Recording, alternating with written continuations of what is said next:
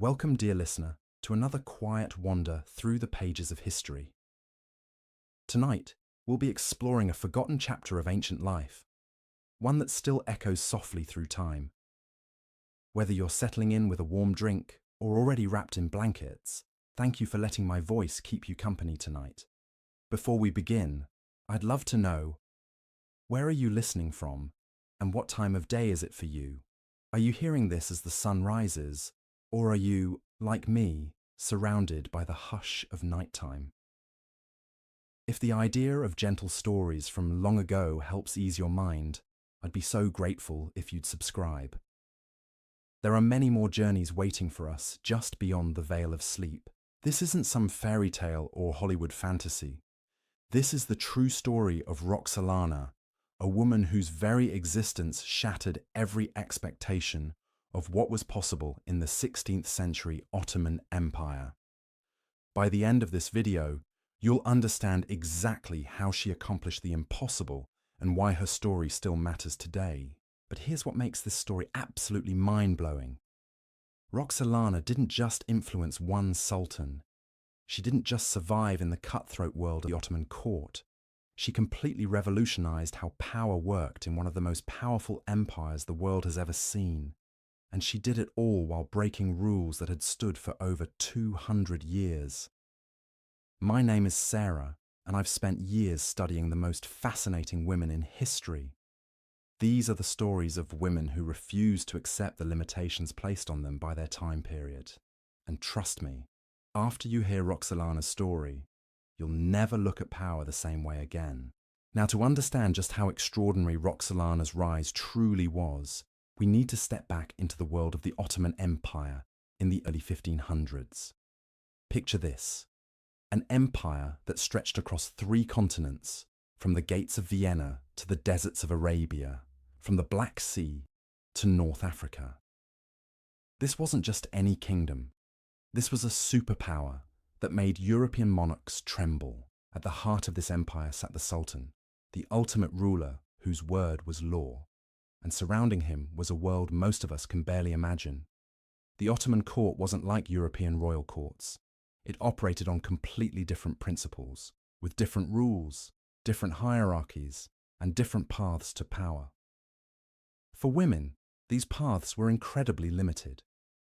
The most powerful women in the empire were mothers of princes, and even they had to navigate a system designed to keep them in the shadows. But here's where things get interesting.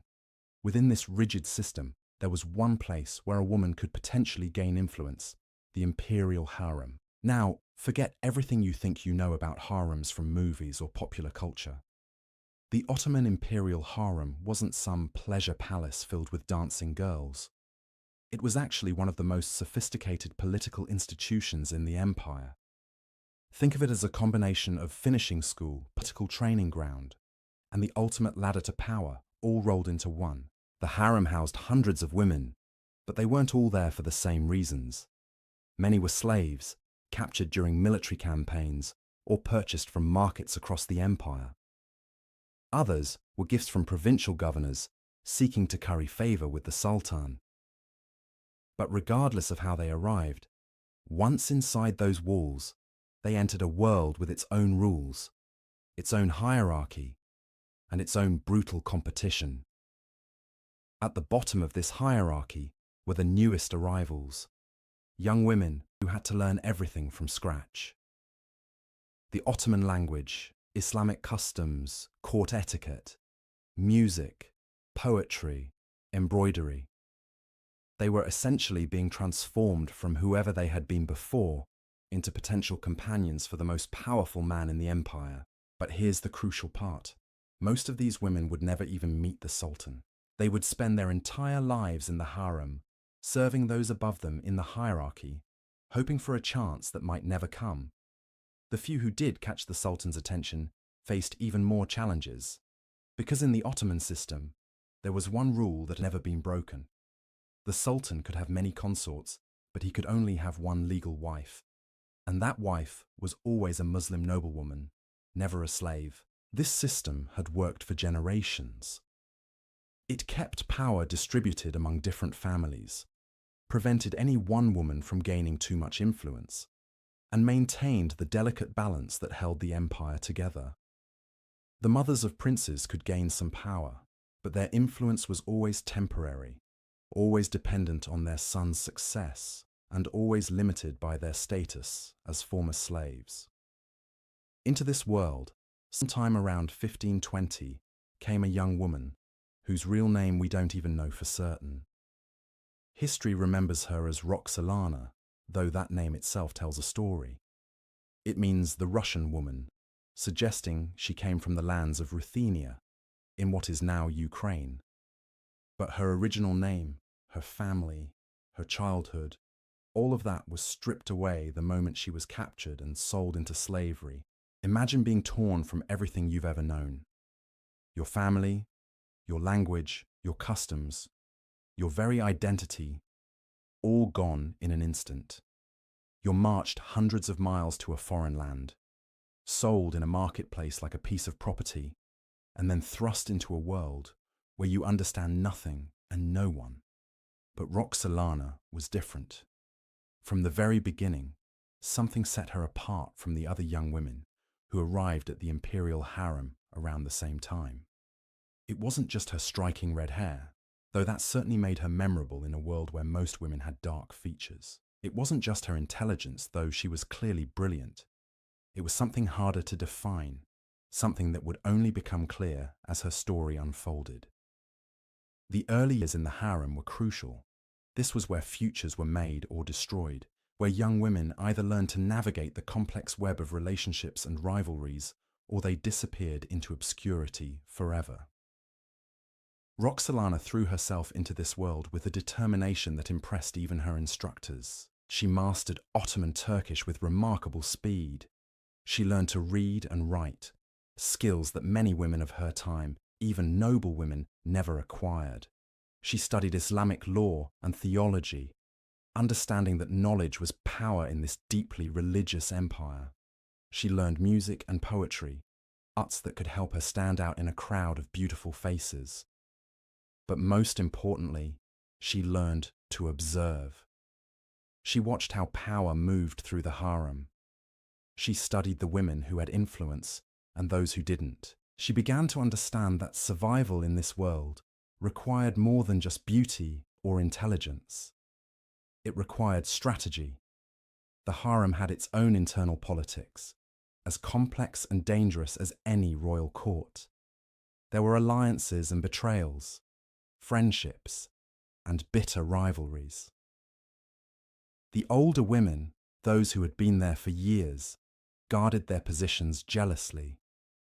They had seen countless young women arrive with dreams of catching the Sultan's eye, only to fade into the background when newer, younger faces appeared. For most of these women, the ultimate goal was simple: gain the Sultan's favor, bear him a son, and hope that son might one day inherit the throne. It was a long shot, but it was the only path to real power available to them. The mothers of princes held special status in the harem.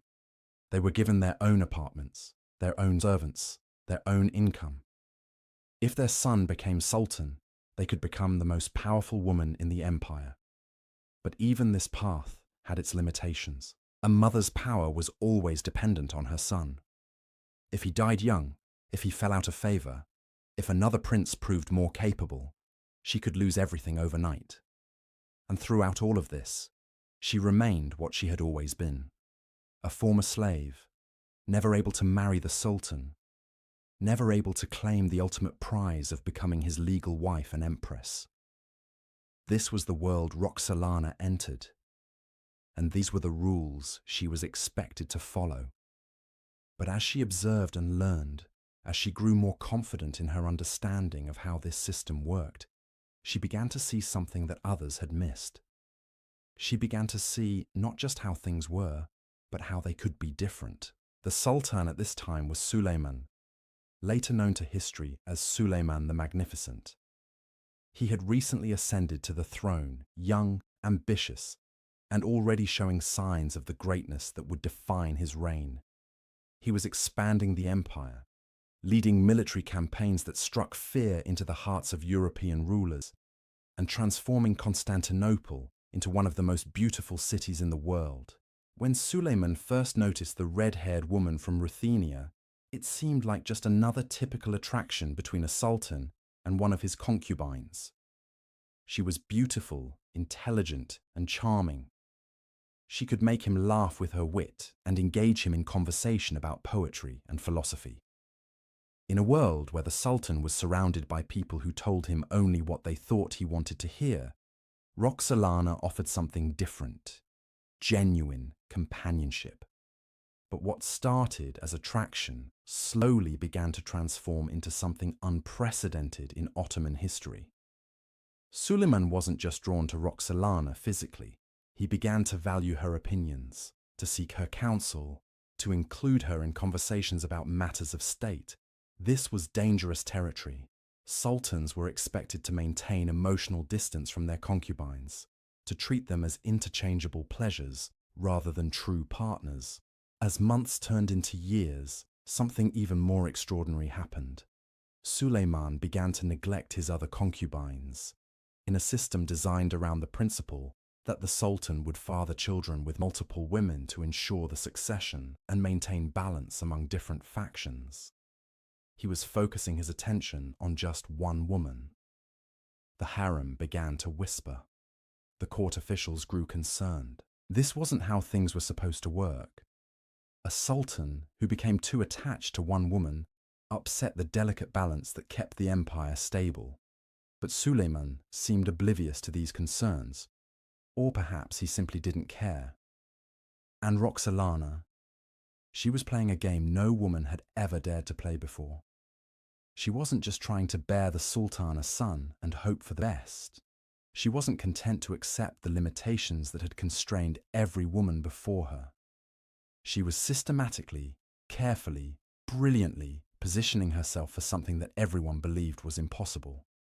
The first sign that something unprecedented was happening came when Roxelana gave birth to her first son, Mehmed, in 1521. In the normal course of events, this should have secured her position as one of the Sultan's favoured concubines, but nothing more. She would raise her son, hope he proved capable, and compete with the other mothers of princes for influence. But Roxelana had different plans. Instead of accepting the traditional role of a prince's mother, she began to consolidate her influence in ways that shocked the Ottoman establishment. She didn't just focus on her son's education and training. She began to involve herself in court politics, to build relationships with powerful officials, to position herself not just as a mother, but as a political force in her own right. This was revolutionary behavior that went against everything the Ottoman court understood about how power worked. But Roxelana wasn't finished. She was just getting started. What made her approach so brilliant was that she understood something fundamental about power that most people miss entirely. Power isn't just about titles or official positions. Real power comes from becoming indispensable to the person who holds ultimate authority. And that's exactly what Roxelana set out to do. While other concubines focused on their beauty, their charm, their ability to please the Sultan in traditional ways, Roxelana made herself useful in ways no woman had ever attempted before. She began to serve as Suleiman's confidant, his advisor, his closest companion. When he faced difficult decisions about military campaigns, she offered insight. When he dealt with rebellious governors, she provided counsel. When he struggled with the complexities of ruling such a vast empire, she became his sounding board. This wasn't just pillow talk or casual conversation.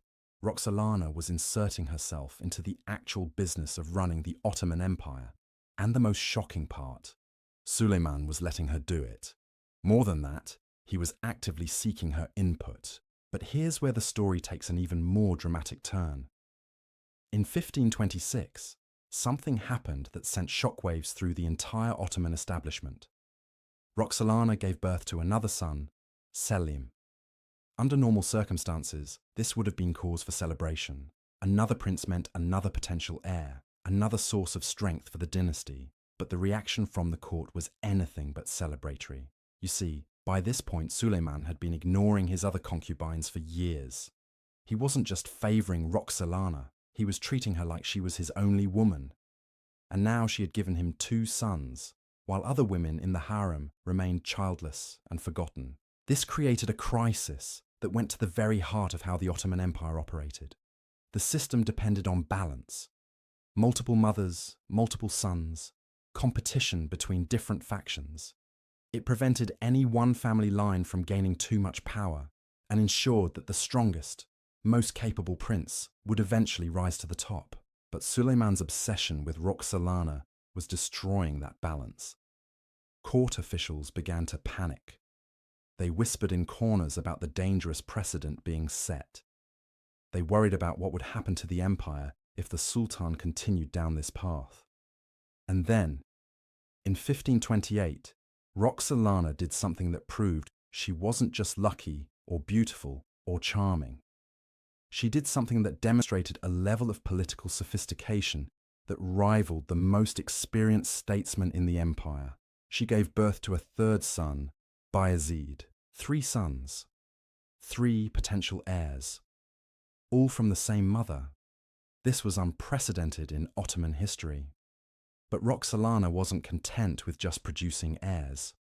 She was already thinking several moves ahead, already planning for a future that no one else could even imagine. While the court buzzed with concern and confusion, Roxelana quietly began to build what can only be described as a political machine. She cultivated relationships with key officials. She placed allies in crucial positions throughout the palace. She created a network of supporters who owed their advancement to her influence. Most importantly, she began to position herself as more than just the mother of princes. She started to present herself as Suleiman's true partner, his equal in all but official title. And here's the truly remarkable part. She was succeeding. By the early 1530s, Roxelana's influence had grown to the point where foreign ambassadors were reporting back to their governments that this former slave girl had become one of the most powerful people in the Ottoman Empire. Venetian diplomats wrote detailed reports about her involvement in state affairs. European courts began to factor her opinions into their diplomatic calculations. But the Ottoman establishment still believed they understood the rules of the game. Yes, Roxelana had gained unusual influence. Yes, she had produced multiple sons for the Sultan. Yes, she had inserted herself into political affairs in ways that were unprecedented for a concubine. But at the end of the day, she was still just a concubine. She was still just a former slave. There were still limits to how far she could rise. They were about to discover just how wrong they were. The turning point came in 1533, and it involved a scandal that rocked the empire to its very foundations. Suleiman's eldest son, Mustafa, was born to another concubine named Mahidevran before Roxelana had even arrived at court. As the firstborn prince, Mustafa was widely expected to inherit the throne. He was talented, charismatic, and popular with both the military and the common people. But Mustafa represented everything that threatened Roxelana's position. If he became Sultan, her own sons would likely be eliminated according to Ottoman tradition. The new Sultan typically had his brothers executed to prevent civil wars and succession disputes. This wasn't cruelty for its own sake. It was a brutal but effective way of maintaining stability in an empire that stretched across 3 continents. So when rumors began to circulate that Mustafa was becoming too ambitious, too eager to claim power while his father was still alive, Roxelana saw an opportunity. But what she did next revealed the full extent of her political genius and her utter ruthlessness. Instead of directly attacking Mustafa, which would have been obvious and potentially dangerous, Roxelana began a campaign of subtle manipulation that would make Machiavelli proud. She didn't spread rumors herself. Instead, she created situations where others would spread rumors for her. She didn't make accusations directly. Instead, she planted seeds of doubt that grew into suspicions in other people's minds. The details of exactly how she orchestrated Mustafa's downfall are still debated by historians, but the results were undeniable. By 1536, Suleiman had become convinced that his eldest son was plotting against him. The young prince, who had once been the clear heir to the throne, was now viewed with suspicion and distrust. But even as she was eliminating threats to her son's future, Roxelana was planning something that would shock the world, something that would break every rule, overturn every tradition, and change the course of Ottoman history forever. The signs were there for those who knew how to read them. Roxelana had stopped referring to herself by her slave name. She had begun signing letters and documents with new titles that suggested a status no concubine had ever claimed. She had started appearing at official ceremonies in ways that suggested she was more than just another member of the harem, and then came the announcement that changed everything. In 1534, word spread through the palace like wildfire. Suleiman the Magnificent, Sultan of the Ottoman Empire, commander of the faithful, shadow of God on earth, had done something that no Ottoman sultan had ever done before. He had married his concubine, not just any marriage, not a secret ceremony or a private exchange of vows. This was an official, public, legally binding marriage that elevated Roxelana from slave to empress, from concubine to wife, from powerless outsider to the second most powerful person in the empire. The shockwaves were immediate and devastating. Court officials who had spent their entire careers navigating the established rules of Ottoman politics suddenly found themselves in uncharted territory. Foreign diplomats scrambled to understand what this meant for their relationships with the empire. The entire social order that had governed the Ottoman world for centuries had just been turned upside down.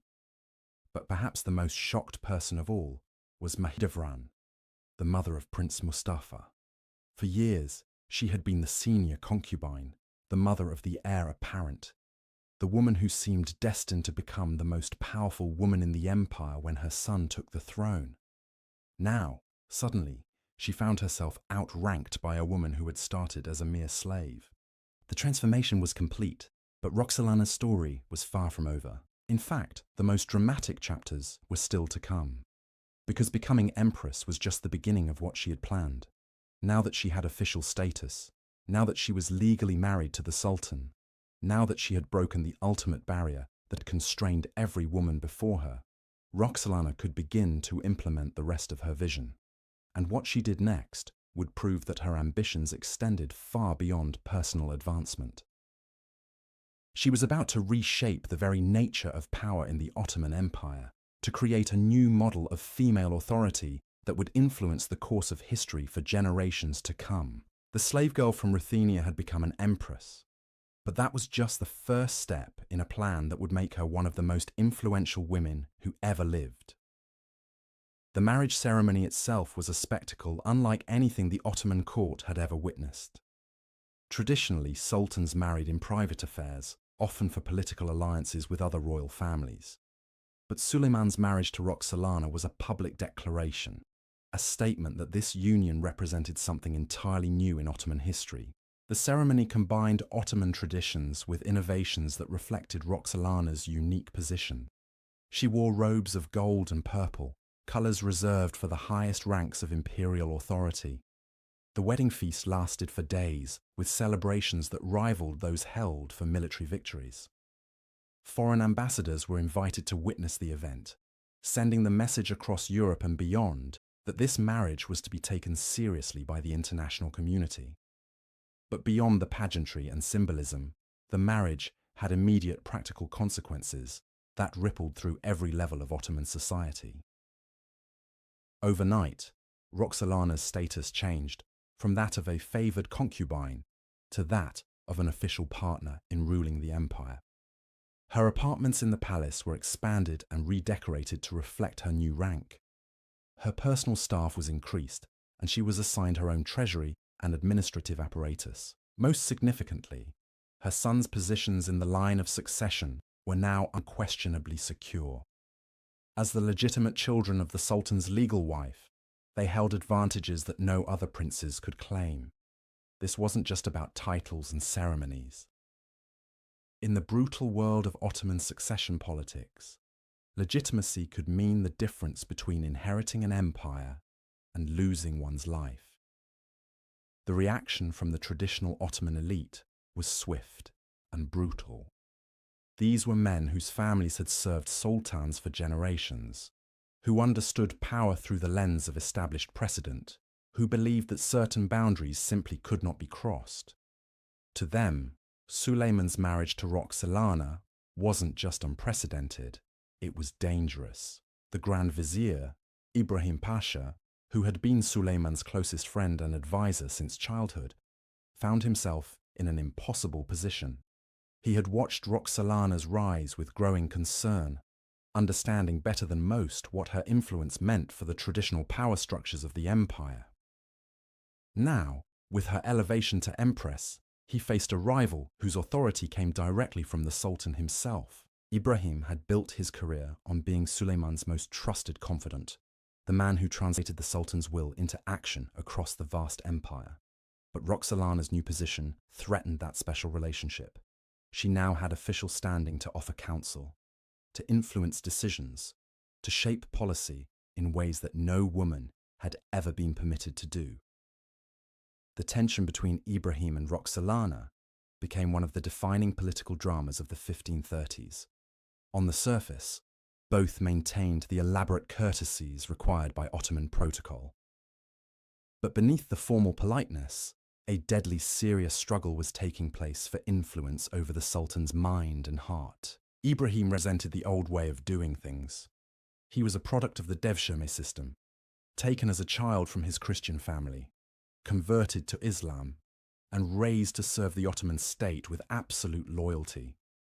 He understood empire through military conquest, administrative efficiency, and the careful balance of competing interests that had made Ottoman rule so successful. Roxelana represented something entirely different. She brought a perspective shaped by her experience as an outsider, someone who had seen the empire's power from the bottom up, rather than from within its established hierarchies. Her approach to problems was often more creative, more willing to break with tradition when tradition seemed inadequate to meet new challenges. The conflict came to a head in 1536, when Ibrahim made a fatal miscalculation. Perhaps believing that his long friendship with Suleiman made his position unassailable, perhaps underestimating Roxelana's political skills, he began to openly question some of her influences on imperial policy. He suggested, not entirely subtly, that a sultan should not allow a woman, even his wife, to interfere in matters of state.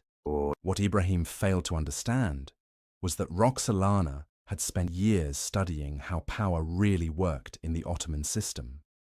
She knew that direct confrontation was rarely the most effective approach. Instead of arguing with Ibrahim publicly or complaining to Suleiman about his Grand Vizier's attitudes, she did something far more sophisticated. She began to demonstrate her value in ways that made Ibrahim's criticism seem not just wrong, but dangerous to the empire's interests. When diplomatic correspondence arrived from European courts, she helped Suleiman understand the subtle implications that might escape a purely military mind. When reports came in from distant provinces, she offered insights into local conditions that proved remarkably accurate. When complex trade disputes arose, she suggested solutions that satisfied multiple parties while strengthening Ottoman authority. Slowly, methodically, Roxelana made herself indispensable to the actual work of governing the empire. And as she did so, Ibrahim's position began to look less secure. The Grand Vizier, who had once seemed irreplaceable, started to appear like a relic of an earlier era, a man whose understanding of power was too limited for the challenges facing the empire. The end came suddenly. In March 1536, Ibrahim Pasha was found dead in his palace chambers. Officially, he had died in his sleep. Unofficially, everyone understood that he had been executed on Suleiman's orders. The man who had been the Sultan's closest friend, his most trusted advisor, his partner in conquering vast territories and building a magnificent empire, had fallen from grace so completely that he didn't even receive a trial. The message was clear to everyone in the Ottoman court. The old rules no longer applied. The traditional sources of power and influence had been fundamentally altered. And at the center of this transformation stood Roxelana, the former slave who had just eliminated the most powerful man in the empire after the Sultan himself. But removing Ibrahim was only one part of Roxelana's larger strategy. With the Grand Vizier gone, she moved quickly to consolidate her influence over the imperial administration. She didn't seek official titles for herself. That would have been too radical, even for someone who had already broken so many precedents. Instead, she worked through a network of allies and protégés, men who owed their advancement to her support and who understood that their continued success depended on maintaining her favor. This was political genius of the highest order. By working through others rather than claiming direct authority, Roxelana avoided the appearance of overstepping traditional boundaries while actually expanding her real power far beyond what any woman had ever wielded in Ottoman history. She became the invisible hand that guided imperial policy, the voice that whispered in the Sultan's ear, the mind that shaped decisions affecting millions of people across 3 continents. Her influence extended into every aspect of imperial governance. When new governors were appointed to distant provinces, her opinion carried weight in the selection process. When trade agreements were negotiated with foreign merchants, her insights helped shape the terms. When military campaigns were planned, her strategic thinking contributed to the overall approach. But perhaps most importantly, Roxelana began to use her position to advance a broader vision of what the Ottoman Empire could become. She understood that the empire's greatest strength lay not just in its military might, but in its ability to incorporate diverse peoples and cultures into a unified whole. Her own rise from captured slave to empress embodied this principle, and she worked to extend similar opportunities to others. She became a patron of architecture, commissioning mosques, hospitals, and schools that served communities throughout the empire. These weren't just acts of piety or charity. They were strategic investments in the empire's social fabric, ways of strengthening the bonds between ruler and ruled that made Ottoman authority more stable and more legitimate. Her most ambitious architectural project was a magnificent mosque complex in Constantinople that bore her name. The Haseki Sultan Mosque wasn't just a place of worship, it was a statement about her permanent place in Ottoman history, a declaration that her influence would outlast her own lifetime.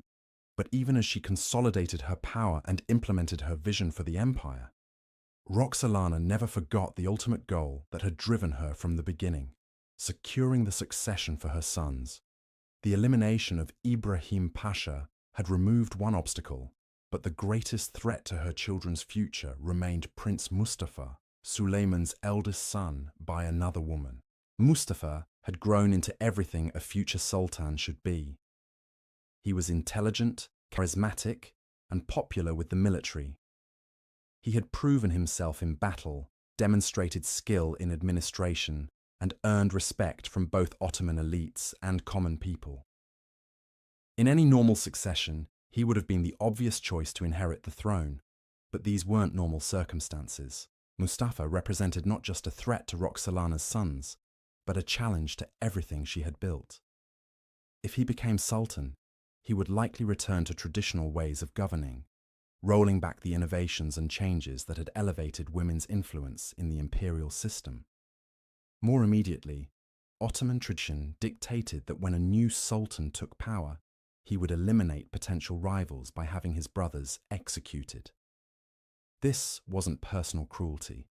It was seen as a necessary measure to prevent civil wars that could tear the empire apart. But it meant that if Mustafa inherited the throne, Roxelana's sons would face certain death. So Roxelana began to plan the most dangerous and delicate operation of her career. She needed to eliminate Mustafa without appearing to be behind his downfall.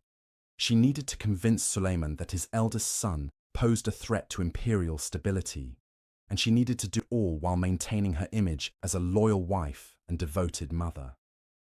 The campaign against Mustafa unfolded over several years.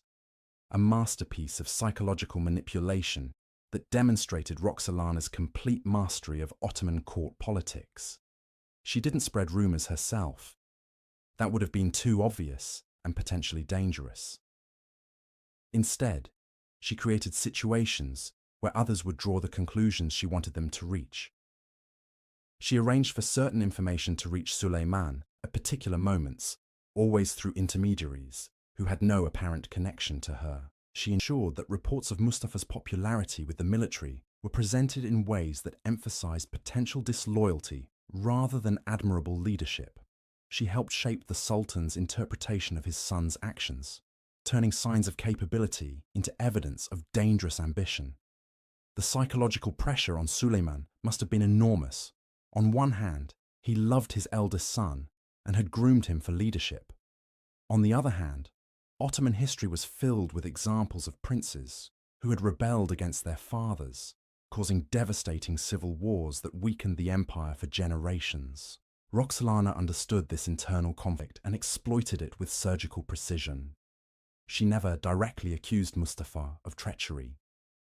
Instead, she expressed concern for Suleyman's safety, worry about the empire's stability, fear that enemies might try to manipulate the prince's legitimate ambitions for their own purposes. By 1553, the psychological campaign had achieved its desired effect. Suleyman had become convinced that Mustafa posed a genuine threat to his authority and to the empire's security. The decision, when it came, was swift and brutal. During a military campaign, Suleyman summoned his eldest son to his tent and had him strangled by deaf-mute executioners. The execution of Mustafa sent shockwaves throughout the empire. He had been widely seen as the most capable of Suleyman's sons, the prince most likely to maintain Ottoman greatness into the next generation. His death eliminated the most obvious heir and left the succession wide open. But for Roxelana, Mustafa's elimination was both a triumph and the beginning of a new challenge. With the greatest threat to her sons removed, she now had to ensure that one of them would actually inherit the throne. This meant navigating the complex dynamics between her remaining children and positioning the right son to succeed his father. Her eldest son, Mehmed, had been the obvious choice. He was intelligent, well-educated, and had shown promise in administrative roles. But in 1543, tragedy struck when Mehmed died suddenly, probably from illness. The loss was devastating for Roxelana personally, and created new uncertainty about the succession. This left her with two surviving sons, Selim and Bayezid. Both were capable, but they represented very different approaches to leadership and very different visions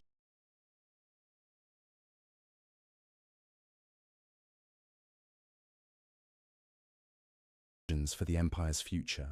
Selim was more traditional in his outlook, focused on maintaining established practices and avoiding unnecessary risks.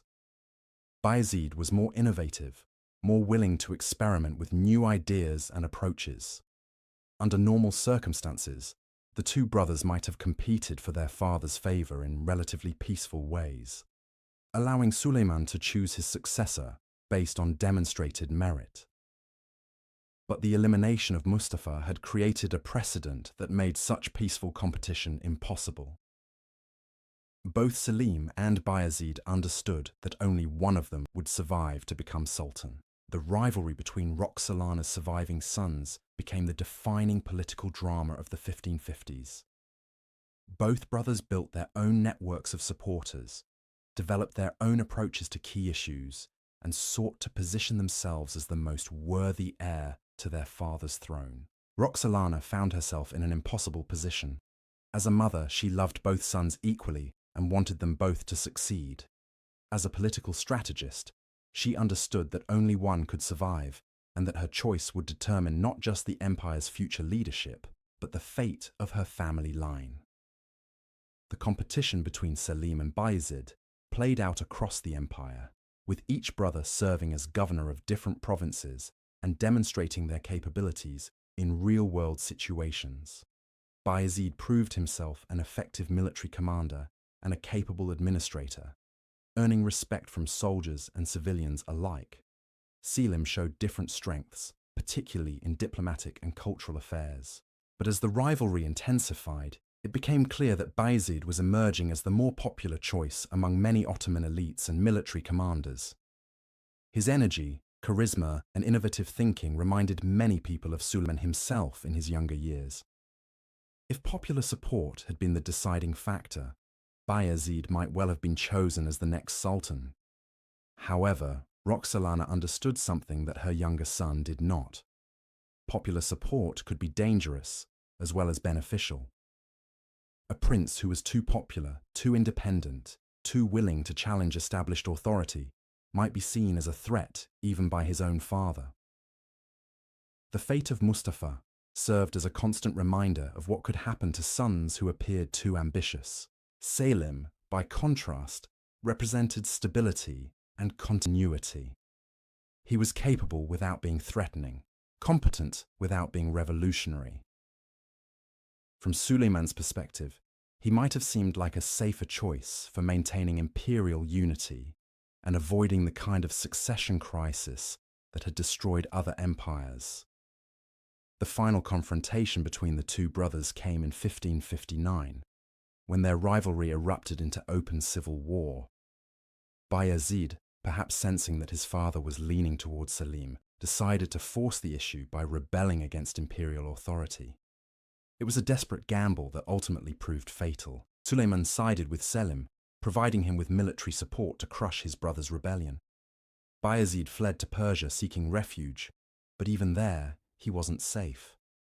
Through diplomatic pressure and probably bribery, Suleiman arranged for his younger son to be executed by Persian authorities in 1561. The death of Bayezid left Selim as the sole surviving heir, ensuring his succession when Suleiman died in 1566. But it also marked the end of Roxelana's direct involvement in Ottoman politics. She had died in 1558, just 1 year before the final confrontation between her sons, missing the resolution of the succession crisis that had defined the last decades of her life. Yet even in death, Roxelana's influence continued to shape the empire she had helped transform. The precedents she had established, the changes she had implemented, the new model of female authority she had created, all of these would outlast her own lifetime and continue to influence Ottoman politics for generations to come. Her death marked the end of an era, but it was also the beginning of a new chapter in Ottoman history. The empire that Selim inherited was fundamentally different from the one that had existed when his mother first arrived as a young slave. Power worked differently, women's roles had expanded, and the very nature of imperial authority had been transformed. The transformation wasn't just about one remarkable woman's rise to power. It represented a broader evolution in how the Ottoman Empire understood itself and its place in the world. Roxelana had proven that talent and intelligence could triumph over birth and tradition, that outsiders could become insiders, that the empire's greatest strength lay in its ability to adapt and change. But her story also revealed the costs of such dramatic transformation. The elimination of Mustafa and Bayezid, the destruction of Ibrahim Pasha, the upheaval of traditional power structures. All of these came with human consequences that were both tragic and profound. Looking back at Roxelana's extraordinary journey, it becomes clear that her impact extended far beyond the immediate political changes she engineered. The woman who had arrived as a nameless slave had fundamentally altered the DNA of one of history's most powerful empires. But understanding the full scope of her legacy requires examining not just what she accomplished, but how she accomplished it, and what it meant for the countless people whose lives were touched by her influence. The Ottoman Empire that emerged from Roxelana's era was a dramatically different entity from the one she had entered decades earlier. The rigid hierarchies that had once seemed unbreakable had been proven flexible. The assumption that certain positions of power were permanently closed to certain types of people had been shattered. The very concept of who could wield influence and how they could use it had been revolutionized. Consider the ripple effects of her architectural patronage alone. When Roxelana commissioned the construction of mosques, hospitals and schools throughout the empire, she wasn't just engaging in charitable work or religious devotion. She was creating a physical legacy that would serve communities for centuries, while simultaneously establishing a model for how powerful women could use their resources to shape society. Her Haseki Sultan Mosque in Constantinople became more than just a place of worship. It served as a symbol of female authority, a reminder to future generations that women could leave permanent marks on the empire's landscape. The hospital she built provided medical care to thousands of people who might otherwise have gone without treatment. The schools she funded educated children whose families could never have afforded such opportunities. But perhaps more significantly, these projects established precedents that other powerful women would follow. Roxelana had created a template for how female influence could be channeled into lasting social benefits. The wives and mothers of future sultans would look to her example when seeking ways to use their positions for public good. The diplomatic sphere also felt Roxelana's lasting influence. Her correspondence with foreign rulers had broken new ground in international relations.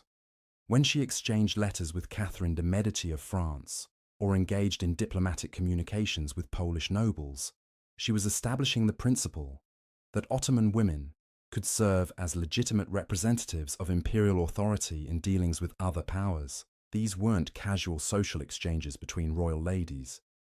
Roxelana's letters dealt with matters of trade, military alliances, and territorial disputes.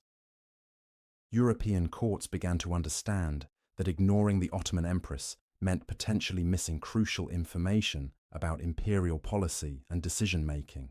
Her diplomatic activities also created new channels of communication that proved valuable during times of crisis.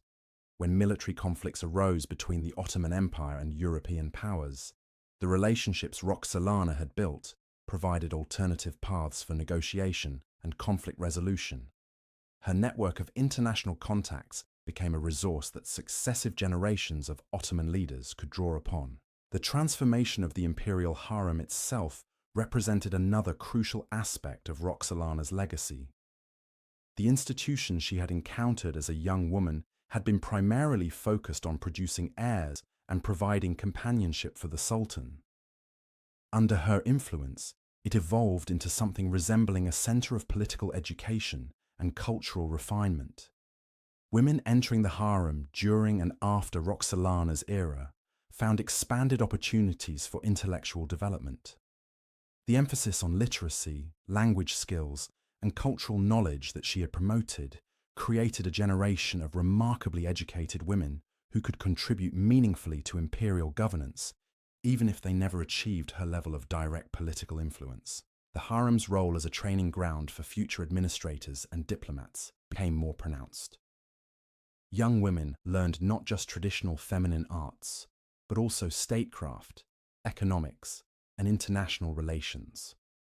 Some would go on to serve as advisors to provincial governors. Others would manage vast estates and commercial enterprises. Still, others would serve as informal ambassadors, using their cultural connections to facilitate trade and diplomatic relations. This evolution had profound implications for Ottoman society as a whole.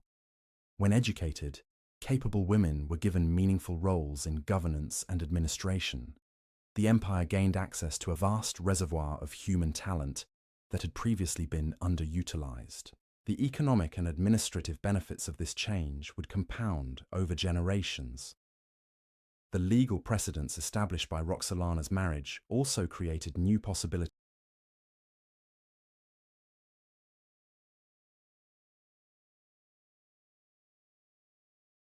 for future generations of Ottoman women.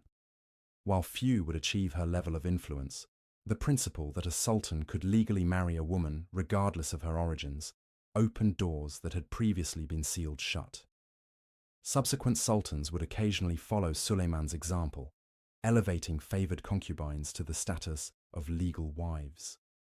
While none of these women would match Roxelana's political achievements, their elevated status provided them with security and influence that would have been impossible under the old system.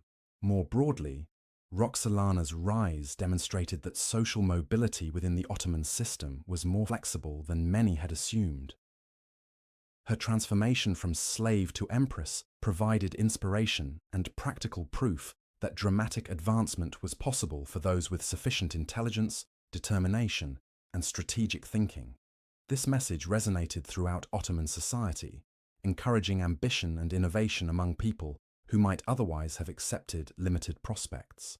The empire's famous meritocratic tendencies, which had always existed to some degree, became more pronounced as Roxelana's example showed just how far talent could take someone regardless of their origins. The cultural impact of her story extended even beyond the Ottoman Empire's borders. European observers who had initially dismissed her as merely another royal mistress gradually came to understand that they were witnessing something unprecedented in the history of female power. Her story became a subject of fascination in courts across Europe, inspiring both admiration and concern. Some European noblewomen looked to Roxelana's example as proof that women could wield significant political influence when given the opportunity. They began to push for expanded roles in their own societies, citing the Ottoman Empress as evidence that female governance could be both effective and beneficial. Others, particularly male courtiers and administrators, viewed her rise with alarm. If a former slave could achieve such power in the Ottoman system, what did that suggest about the stability of traditional hierarchies elsewhere? Roxelana's success forced European elites to confront uncomfortable questions about their own assumptions regarding gender, class, and political authority. The religious dimensions of her influence also had lasting consequences. As a Christian who had converted to Islam, Roxelana embodied the Ottoman Empire's complex relationship with religious diversity. Her success demonstrated that conversion could lead to full integration into Ottoman society, even at its highest levels. This example encouraged other converts to pursue advancement within the imperial system. It also reinforced the empire's appeal to talented individuals from diverse backgrounds who might find opportunities in Ottoman service that were unavailable in their societies of origin. At the same time, Roxelana's patronage of Islamic institutions and her visible piety helped legitimize her authority among traditional Muslims who might otherwise have questioned the appropriateness of such extensive female influence. By demonstrating her commitment to Islamic values and practices, she made her political activities more acceptable to conservative elements within Ottoman society. The educational initiatives she supported also had far-reaching effects. The schools she funded didn't just serve immediate communities. They became models for educational institutions throughout the empire. Her emphasis on combining traditional Islamic learning with practical skills created a template that influenced Ottoman educational policy for generations. Students who benefited from these educational opportunities went on to serve in various capacities throughout the empire. Some became religious scholars and judges. Others pursued careers in trade and commerce. Still others entered imperial service as administrators and diplomats. The network of educated individuals created by Roxelana's educational patronage contributed to the empire's administrative capacity and cultural vitality for decades after her death. The economic implications of her influence were equally significant.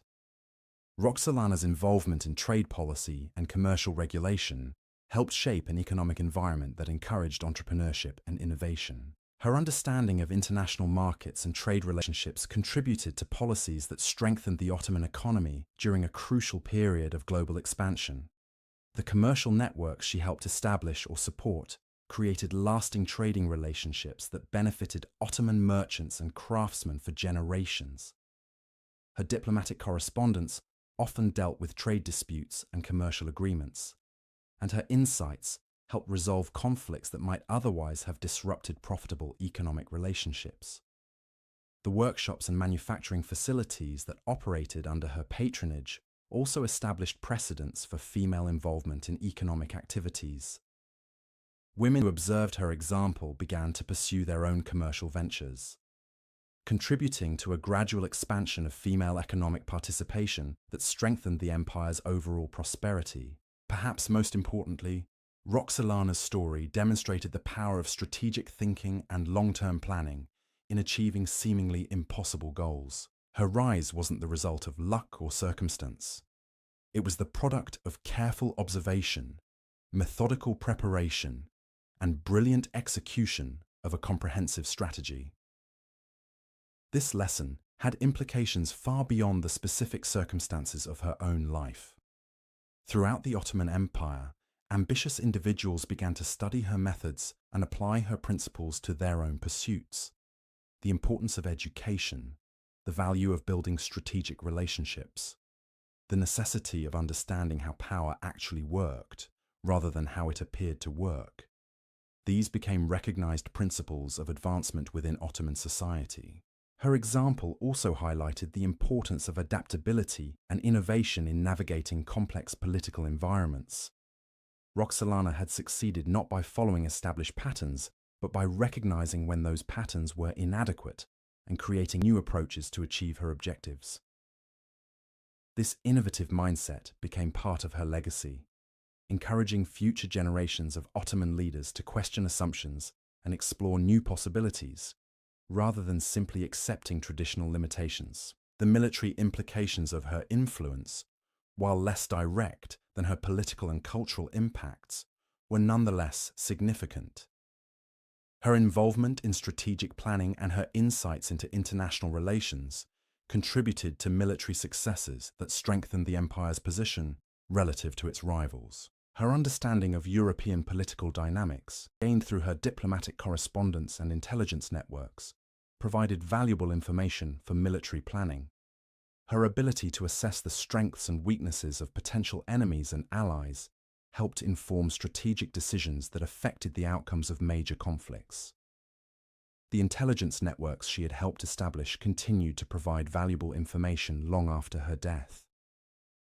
The relationships she had built with informants and allies throughout Europe created sources of information that successive Ottoman leaders could draw upon when planning military campaigns or diplomatic initiatives. Her influence on military policy also extended to questions of resource allocation and strategic priorities. Her understanding of economic factors and their relationship to military capability helped shape decisions about where to focus the empire's military resources for maximum effectiveness. The technological and scientific advances that occurred during her era also benefited from her support and patronage. Her interest in practical applications of knowledge led her to support scholars and inventors whose work contributed to Ottoman technological capabilities. The medical facilities she funded became centers for the development and dissemination of medical knowledge. The scholars who worked in these institutions made advances in surgical techniques, pharmaceutical preparations, and public health practices that improved medical care throughout the empire. Her support for architectural projects also encouraged innovation in construction techniques and engineering practices. The buildings constructed under her patronage incorporated new technologies and design principles that influenced subsequent architectural developments throughout the Ottoman territories. The agricultural improvements that occurred during this period also reflected her influence. Her understanding of economic relationships and resource management contributed to policies that encouraged agricultural productivity and food security. The legal and administrative precedents established during Roxelana's era continued to influence Ottoman governance long after her death. The expansion of women's legal rights and administrative roles that had occurred under her influence created a foundation for further developments in subsequent generations. The principle that talent and capability should take precedence over birth and traditional status became more firmly established in Ottoman administrative practice. This meritocratic approach helped ensure that the empire continued to attract and promote capable individuals, regardless of their backgrounds. The diplomatic protocols and procedures that had evolved to accommodate her unique position became standard practices for dealing with other powerful women within the imperial system. Future empresses and princess mothers found themselves operating within frameworks that Roxelana had helped establish. But perhaps the most profound aspect of her legacy was the way she had expanded the very concept of what was possible for women in positions of power. Before Roxelana, Female influence in the Ottoman system had been largely indirect and temporary. After her, it became clear that women could wield direct, sustained, and transformative political authority. This shift in understanding had implications that extended far beyond the Ottoman Empire.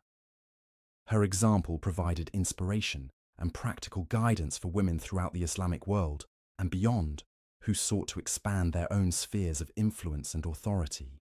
The model of female leadership she had created, combining intelligence, strategic thinking, cultural sensitivity, and unwavering determination, became a template that influenced women's approaches to power for centuries to come. Yet for all her achievements and lasting influence, Roxelana remained a figure of profound complexity and contradiction. The same qualities that enabled her remarkable rise also led to actions that cost lives and disrupted established relationships. The strategic brilliance that allowed her to outmaneuver powerful enemies also required a level of ruthlessness that modern observers might find difficult to accept. Her legacy forces us to grapple with fundamental questions about power, ambition, and the prices we're willing to pay for transformative change. She achieved the impossible, but at costs that were both personal and political, both immediate and long-lasting. The empire she helped shape would continue to evolve and adapt long after her death, facing new challenges and opportunities that she could never have anticipated. But the principles she had established, the importance of merit over birth, the value of strategic thinking, the power of education and cultural development, would continue to influence Ottoman approaches to these challenges. Her story reminds us that history's most significant transformations often emerge from the most unlikely sources. The young woman captured and enslaved in a distant province could never have imagined that she would one day reshape the political landscape of one of history's greatest empires. But she possessed qualities, intelligence, determination, adaptability, and vision that enabled her to recognize opportunities others missed and to act on those opportunities with remarkable effectiveness. In the end, Roxelana's legacy isn't just about one woman's extraordinary rise to power, it's about the broader human capacity for transformation, the potential for individuals to transcend the limitations imposed by their circumstances, and the ways in which personal ambition can align with historical necessity to create lasting change. Her story continues to resonate today because it addresses timeless questions about power, identity, and possibility that remain as relevant now as they were in the 16th century. She showed us what can happen when exceptional individuals refuse to accept the limitations others try to impose on them. The slave who became an empress, the outsider who transformed an empire, the woman who rewrote the rules of power itself. Roxelana's story stands as testament to the extraordinary potential that lies within ordinary circumstances, waiting for the right combination of opportunity, preparation, and courage to transform the world. The transformation Roxelana had achieved was extraordinary, but it came with consequences that would echo through Ottoman history for generations. By the time of her death in 1558, she had fundamentally altered not just her own position, but the entire structure of how power operated within the empire. The ripple effects of her innovations would touch every aspect of Ottoman society, from the highest levels of government to the daily lives of ordinary citizens across 3 continents. Her death itself marked a crucial turning point. For decades, she had been the invisible hand guiding imperial policy, the voice that shaped Suleiman's decisions, the strategic mind that had eliminated threats and consolidated power. With her gone, the empire faced a period of adjustment as various factions sought to fill the vacuum her absence had created. Suleiman, now in his 70s, found himself ruling without the partner who had been his closest advisor for nearly 4 decades. The Sultan, who had once been known for his decisive leadership, began to show signs of the isolation that came with absolute power. Without Roxelana's counsel, his decision-making became more erratic, his judgment less sure. The impact was felt immediately in the imperial administration. Officials who had grown accustomed to navigating Roxelana's influence suddenly found themselves operating in an environment where the old certainties no longer applied. Some attempted to maintain the policies and approaches she had favoured, hoping to preserve their positions by demonstrating loyalty to her memory. Others saw her death as an opportunity to reverse changes they had opposed but been powerless to challenge while she lived. The harem itself underwent a particularly dramatic transformation. For decades, it had operated under Roxelana's direct influence, with her allies in key positions and her vision shaping its culture and priorities. Her death created a power vacuum that various factions rushed to fill, leading to internal conflicts that occasionally spilled over into broader court politics. The women who had served under Roxelana found themselves in precarious positions. Those who had been closest to her faced suspicion from rivals who had been waiting for an opportunity to challenge their authority. The educational and cultural programs she had established came under scrutiny from traditionalists who had never been comfortable with the expanded roles women had assumed under her influence. Yet even in death, Roxelana's legacy proved remarkably resilient. The precedents she had established were too firmly entrenched to be easily overturned. The legal status of imperial wives, the involvement of women in diplomatic correspondence, the patronage of architectural and educational projects, all of these innovations had become part of the Ottoman system in ways that survived their creators' passing. Perhaps most importantly, her example continued to inspire women throughout the empire who had witnessed her rise and understood what it meant for their own possibilities. Young women entering the harem brought with them knowledge of what Roxelana had achieved, and they applied the lessons of her success to their own circumstances. Consider the story of Safiye's Sultan, who entered the imperial harem just as Roxelana's influence was reaching its peak. As a young woman, Safiye had observed the former slave's methods, studying how she built alliances, eliminated rivals, and positioned herself as an indispensable advisor to the Sultan. When Safiye's own son became Sultan years later, she applied these lessons to establish her own powerful position as Valide Sultan, the mother of the reigning monarch. Safiye's success demonstrated that Roxelana's achievements weren't merely the result of unique circumstances or exceptional personal qualities. They represented a new model of female authority that could be learned, adapted, and applied by others who possessed the intelligence and determination to follow her example. The architectural legacy Roxelana left behind also continued to shape Ottoman society long after her death. Her mosque complex in Constantinople became a pilgrimage site for women seeking inspiration and guidance. The hospitals she had built continued to provide medical care, while the schools she had funded educated thousands of children who might otherwise have remained illiterate. But perhaps more significantly, these buildings served as permanent reminders of what a woman could accomplish when given the opportunity and resources to pursue her vision. They challenged assumptions about female capability and authority in ways that no amount of theoretical argument could match. The diplomatic relationships Roxelana had cultivated also proved to have lasting value. The network of contacts she had built throughout Europe continued to provide useful intelligence and diplomatic options for Ottoman leaders dealing with international crises. Her correspondence had established protocols for female involvement in international relations that subsequent generations of Ottoman women would build upon. The economic policies she had influenced created lasting changes in how the empire approached trade and commercial development. The emphasis on supporting local industries, encouraging technological innovation, and maintaining positive relationships with international trading partners became established features of Ottoman economic strategy. These policies contributed to a period of sustained prosperity that helped fund the empire's continued expansion and cultural development. The workshops and manufacturing facilities that had operated under her patronage became models for similar enterprises throughout Ottoman territories. The educational initiatives she had supported also had far-reaching consequences that extended well beyond their immediate beneficiaries. The scholars and administrators who had received their training in institutions she had funded went on to serve throughout the empire, carrying with them approaches to learning and governance that reflected her influence.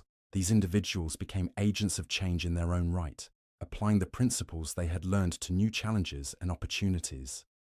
Their work helped spread innovations in administration, law, medicine, and other fields that strengthened the empire's overall capabilities. The legal precedents established during Roxelana's era also proved to have lasting significance.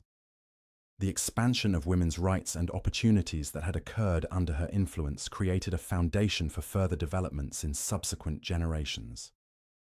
While progress was often slow and uneven, the principle that women could play meaningful roles in governance and administration had been firmly established. This shift had practical implications for how the empire utilized its human resources. By recognizing and developing female talent, Ottoman society gained access to capabilities and perspectives that had previously been overlooked or suppressed. The cumulative effect of this change contributed to the empire's continued vitality and adaptability. The military implications of her influence also extended beyond her lifetime. The strategic insights she had provided, the intelligence networks she had helped establish, and the diplomatic relationships she had cultivated continued to benefit Ottoman military planning and operations. The information-gathering systems she had developed proved particularly valuable during conflicts with European powers. The contacts she had made throughout European courts provided ongoing sources of intelligence about enemy capabilities and intentions. Her understanding of economic factors and their relationship to military strength also influenced how the empire allocated resources for defense and expansion. The principles she had helped establish regarding the importance of maintaining strong economic foundations for military operations became standard elements of Ottoman strategic thinking. The cultural impact of her story extended throughout the Islamic world and beyond. Her rise from slavery to supreme authority provided inspiration for women facing their own challenges with limited opportunities and restricted roles. Her example demonstrated that dramatic social advancement was possible for those who combined intelligence with determination and strategic thinking. This message resonated particularly strongly in societies where women faced similar constraints and limitations. Her story became a source of hope and practical guidance for women seeking to expand their own spheres of influence and authority. The religious dimensions of her legacy also had lasting significance. Her successful integration into Ottoman Islamic society, despite her Christian origins, reinforced the empire's appeal to talented individuals from diverse backgrounds. Her visible piety and support for Islamic institutions helped establish models for how converts could demonstrate their commitment to their adopted faith. This example encouraged other converts to pursue advancement within the imperial system, while also reassuring traditional Muslims about the loyalty and dedication of those who had joined their community from other religious backgrounds. The technological and scientific advances that had occurred under her patronage also continued to benefit Ottoman society. The medical knowledge developed in institutions she had funded spread throughout the empire, improving healthcare and extending life expectancy for thousands of people. The architectural innovations pioneered in her building projects influenced construction techniques and design principles that were applied to subsequent projects throughout Ottoman territories. These advances contributed to the empire's reputation for architectural excellence and engineering sophistication. The agricultural improvements that had been implemented during her era also had lasting effects on food security and economic stability. The policies she had helped develop regarding land use, crop selection, and rural development became standard practices that supported population growth and urban expansion. But perhaps the most profound aspect of her legacy was the way she had expanded the very concept of what was possible within the Ottoman system. Before Roxelana, social mobility had been limited by assumptions about the fixed nature of social hierarchies and the permanent character of status distinctions. Her rise demonstrated that these assumptions were not immutable laws, but social constructions that could be challenged and changed by individuals with sufficient capability and determination. This revelation had implications that extended far beyond questions of female authority to encompass broader issues of merit, opportunity, and social justice. The empire that emerged from the Roxelana era was more dynamic, more meritocratic, and more responsive to individual talent regardless of its origins. These qualities contributed to Ottoman resilience and adaptability in the face of changing circumstances and new challenges. The administrative reforms that had been implemented under her influence created more efficient and effective governance structures. The emphasis on education and cultural development that she had promoted strengthened the empire's intellectual foundations. The diplomatic innovations she had pioneered improved the empire's relationships with other powers. All of these changes contributed to a period of continued Ottoman strength and expansion that lasted well into the 17th century. The empire that Roxelana had helped reshape proved capable of adapting to new technologies, new forms of warfare, and new economic realities in ways that demonstrated the lasting value of her contributions. Yet her legacy also included shadows and complexities that remind us of the costs associated with dramatic political transformation, the elimination of rivals, the disruption of traditional relationships, the concentration of power in new hands. All of these changes came with human consequences that were both immediate and long-lasting. The sons who died in succession struggles, the officials who lost their positions and influence, the families who saw their traditional privileges diminished. These individuals paid prices for transformations they had not chosen and might not have supported. These costs raise important questions about the relationship between individual ambition and collective welfare, between innovation and stability, between the pursuit of power and the responsibilities that come with its exercise. Roxelana's story forces us to confront the reality that even positive historical changes often involve tragic elements, that progress frequently comes at prices paid by those who had no voice in determining whether such progress was worth its costs. At the same time, achievements remind us of the extraordinary potential that can be unleashed when artificial barriers to advancement are removed, when talent is recognized and developed regardless of its origins, when individuals are given opportunities to contribute their full capabilities to collective endeavors. The Ottoman Empire that benefited from her contributions was stronger, more prosperous, and more culturally vibrant than it would have been without her influence. The millions of people who lived under Ottoman rule experienced better governance, expanded opportunities, and greater security because of changes she had helped implement. The educational institutions she had supported educated thousands of children who used their learning to improve their own lives and contribute to their communities. The medical facilities she had funded saved countless lives and reduced suffering throughout the empire. The architectural projects she had commissioned provided spaces for worship, learning, and healing that served their communities for centuries. These concrete benefits must be weighed against the costs and complexities of her rise to power. The full assessment of her legacy requires acknowledging both the remarkable achievements and the troubling methods, both the lasting benefits and the immediate costs. Her story also illuminates broader themes about the nature of historical change and the role of exceptional individuals in shaping the course of events. She was undoubtedly a person of extraordinary capability who made choices that had far-reaching consequences for millions of people. Yet, her success also depended on circumstances beyond her control, on opportunities that arose from the particular configuration of political, social, and economic forces that characterized her era. Her achievements were both the result of her individual qualities and the product of historical conditions that made such achievements possible. This interplay between individual agency and historical circumstance is one of the most fascinating aspects of her story. She succeeded because she possessed remarkable qualities, but also because she lived at a time and in a place where those qualities could be applied effectively to achieve transformative results. The lessons of her experience remain relevant today, not because our circumstances exactly parallel those of the 16th century Ottoman Empire, but because the fundamental challenges of recognizing talent, overcoming artificial barriers, and creating opportunities for advancement continue to shape our own societies. Her example reminds us that dramatic change is possible, that individuals can transcend the limitations imposed by their circumstances, that systems which appear rigid and unchangeable can be transformed by those who understand how they actually work and possess the courage to act on that understanding.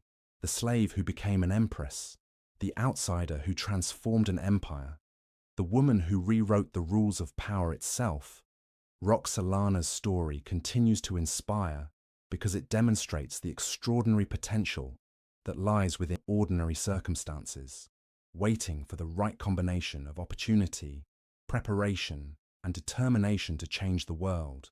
Her legacy lives on not just in the specific changes she implemented, but in the broader principle she embodied, that human potential should not be constrained by artificial limitations, that talent and capability deserve recognition regardless of their origins, and that individuals who refuse to accept the boundaries others try to impose on them can achieve things that seem impossible to those who accept conventional wisdom about what is possible. As we consider her remarkable journey from captivity to supreme authority, we are reminded that history's most significant transformations often emerge from the most unexpected sources, carried out by individuals who possess the vision to see beyond present circumstances and the determination to act on that vision despite overwhelming obstacles. The woman who changed an empire continues to challenge us to examine our own assumptions about power, possibility, and the untapped potential that exists within every society,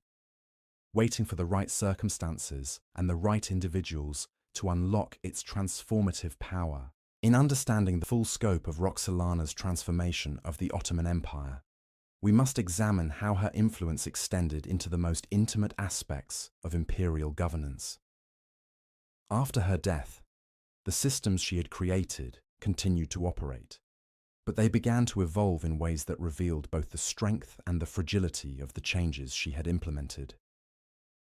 The succession crisis that had consumed the final years of her life ultimately resolved in favor of her son Selim, but his ascension to the throne in 1566 brought with it new challenges that tested every aspect of the political framework she had constructed.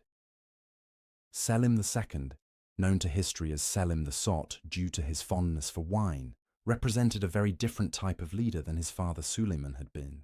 Where Suleiman had been a hands-on ruler who personally led military campaigns and involved himself in the details of administration, Selim preferred to delegate authority while focusing on cultural and artistic pursuits. This shift in leadership style created opportunities for the networks Roxelana had established to demonstrate their resilience and adaptability. The most immediate beneficiary of this new dynamic was Selim's mother-in-law, a woman named Nurbanu Sultan, who had studied Roxelana's methods carefully and applied them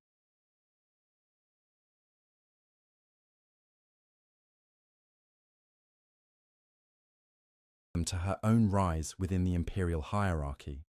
Nurbanu had entered the harem as a young woman during Roxelana's peak years of influence, and she had observed firsthand how the former slave had built her power base. When Selim became Sultan, Nurbanu found herself positioned to wield influence through her daughter, who was now the Sultan's wife, and through her grandson, who would eventually inherit the throne.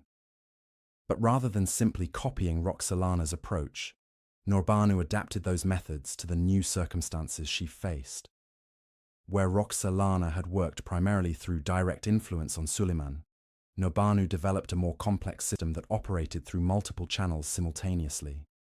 She maintained close relationships with key administrative officials, cultivated diplomatic contacts throughout Europe, and established her own network of informants and allies that extended throughout the empire. Her approach reflected lessons learned from watching Roxelana's career. She understood that depending too heavily on influence with a single individual, even the Sultan himself, created vulnerabilities that could be exploited by rivals or eliminated by unexpected events. Instead, she built redundant systems that could continue operating even if one source of influence was compromised. The diplomatic correspondence that began during Nu'ubanu's era reveals the sophistication of this approach. Letters between the Ottoman court and European powers increasingly involved multiple participants, with the Sultan's mother, his wife, and various female relatives all playing roles in international communications. This wasn't simply a matter of ceremonial courtesy. These women were discussing substantive issues of trade policy, military alliances, and territorial disputes.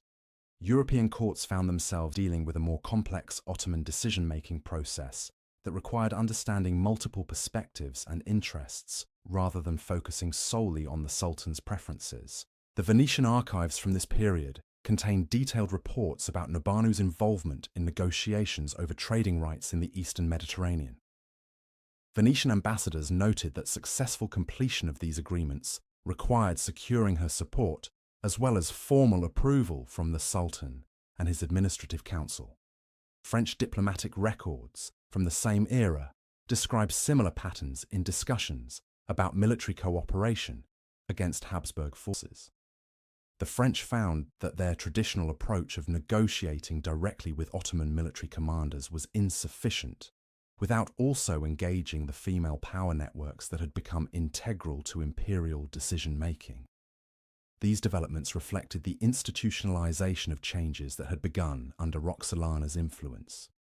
What had started as the exceptional rise of a single remarkable woman had evolved into a new model of governance that incorporated female authority as a standard feature rather than an extraordinary exception. The architectural projects initiated during this period provide another window into how Roxelana's legacy was being interpreted and extended. Nu'ubanu commissioned her own mosque complex in Constantinople, but her approach differed significantly from her predecessor's methods. Where Roxelana's architectural patronage had focused on establishing her permanent place in Ottoman history, Nu'ubanu's projects emphasized practical benefits for the communities they served. Her mosque complex included not just religious facilities, but also extensive commercial spaces, residential areas for scholars and students, and workshops for craftsmen and artisans. This approach reflected a more sophisticated understanding of how architectural patronage could be used to build political support.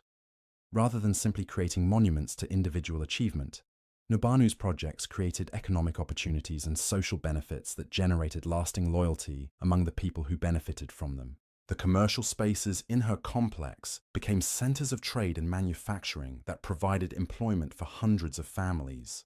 The residential facilities attracted scholars and teachers whose work contributed to Constantinople's reputation as a center of learning. The workshops produced goods that were sold throughout the empire and exported to European markets. These projects generated revenue that funded additional charitable activities and public works. The income from commercial rents supported the maintenance of religious facilities, funded educational programs, and provided assistance to needy families throughout the surrounding neighborhoods. But the economic benefits were only part of the strategy. By creating spaces where people from different backgrounds and social classes interacted on a daily basis, these projects helped build social cohesion and political stability that strengthened the empire as a whole. The workshops brought together craftsmen from various ethnic and religious communities, encouraging the exchange of techniques and ideas that improved the quality of Ottoman manufactured goods. The commercial spaces created opportunities for merchants from different regions to establish business relationships that facilitated trade throughout the empire. The residential facilities for scholars created environments where intellectual development flourished, leading to advances in fields ranging from mathematics and astronomy to medicine and law. The scholars who worked in these institutions became resources for the broader community, providing education and expertise that improved decision-making at all levels of society. These developments demonstrated how the principles Roxelana had established could be adapted and expanded to create lasting benefits that extended far beyond the immediate interests of any individual leader. The focus on education, economic development, and social integration became hallmarks of female patronage throughout the Ottoman Empire. The military implications of these changes were also significant, though they operated in more subtle ways than traditional forms of military influence. The intelligence networks that had been established under Roxelana's guidance continued to provide valuable information about European political developments and military preparations. But under Nurbanu's management, these networks became more sophisticated and comprehensive. Rather than relying primarily on formal diplomatic channels, they incorporated information from merchants, pilgrims, students, and other travelers who moved freely between Ottoman and European territories. The commercial relationships that developed through architectural and economic projects created additional sources of intelligence. Merchants who traded in both Ottoman and European markets provided regular updates about economic conditions, political developments, and military activities that might affect Ottoman interests. The scholarly exchanges that took place in educational institutions funded by female patronage also generated valuable intelligence. European students who came to study in Ottoman institutions and Ottoman scholars who traveled to European universities created informal networks of communication that supplemented official diplomatic channels. This expanded intelligence capability proved particularly valuable during the naval conflicts that dominated Mediterranean politics during the late 16th century. The detailed information available about European naval preparations, ship movements, and strategic planning gave Ottoman commanders significant advantages in planning their own operations. The Battle of Lepanto in 1571, despite resulting in Ottoman defeat, demonstrated both the value and the limitations of these intelligence systems. Ottoman commanders had excellent information about the composition and capabilities of the European fleet they faced, but they lacked adequate intelligence about new tactical approaches their enemies had developed. This experience led to innovations in how intelligence was gathered and analyzed. Rather than simply collecting information, Ottoman intelligence networks began to focus more heavily on understanding the implications of the information they gathered and developing strategic responses to emerging threats and opportunities. The educational initiatives that had been established under Roxelana's influence also evolved in response to changing military and political requirements. The curricula in schools funded by female patronage began to include more emphasis on practical subjects like engineering, navigation, and languages that were useful for military and diplomatic purposes. These educational reforms produced a generation of Ottoman administrators and military officers who were better prepared to deal with the technological and strategic challenges facing the empire.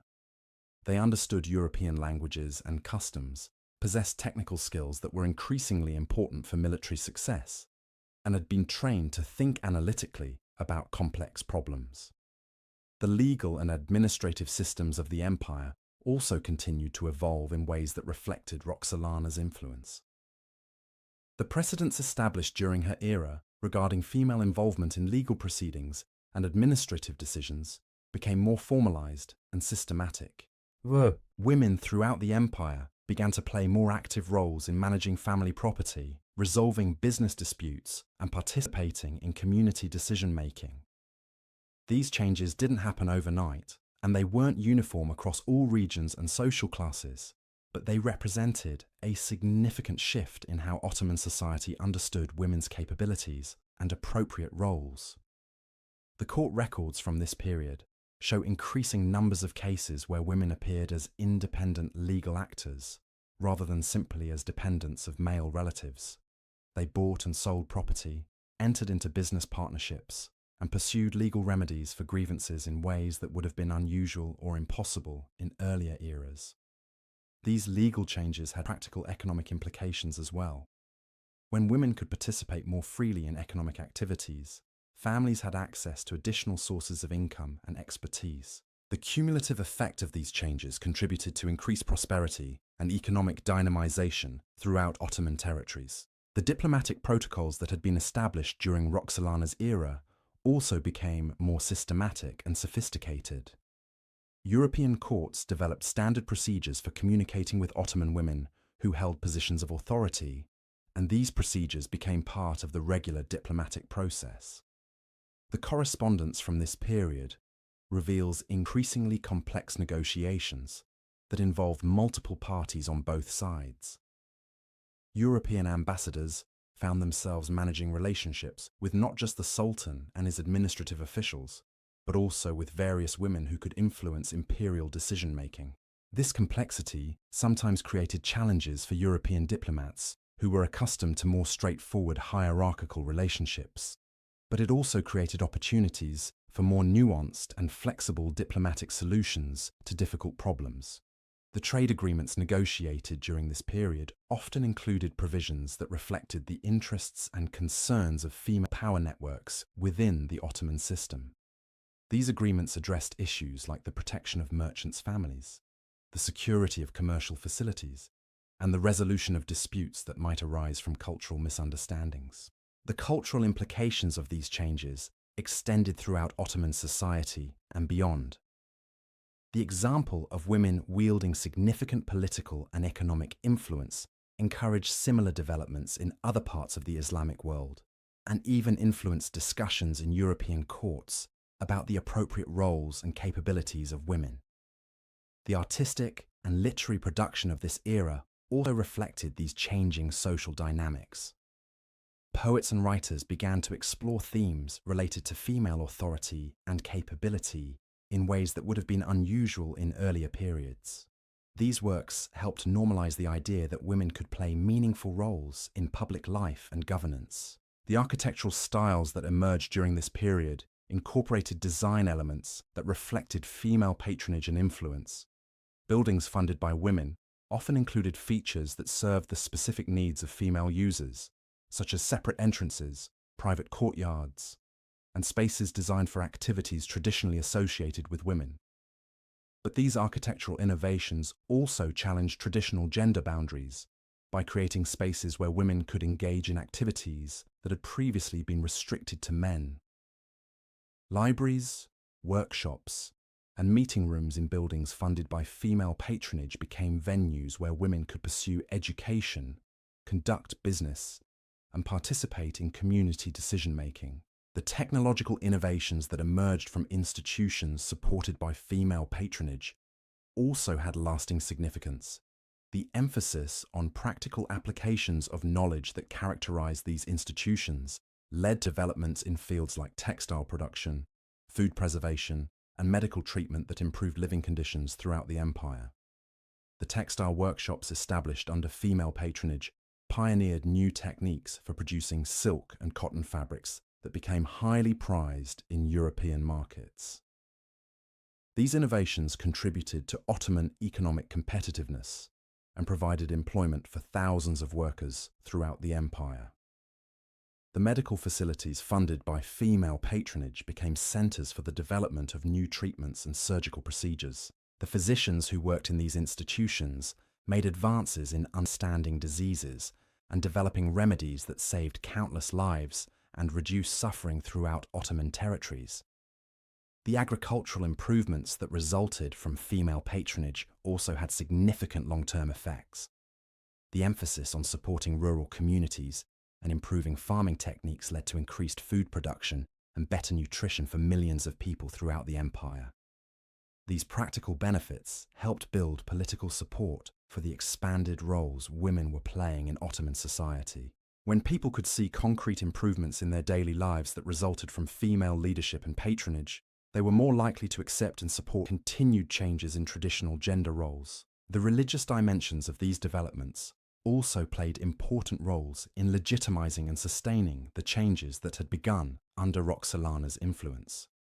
The visible piety and charitable activities of women in positions of authority helped reassure traditional Muslims that expanded female roles were compatible with Islamic values and principles.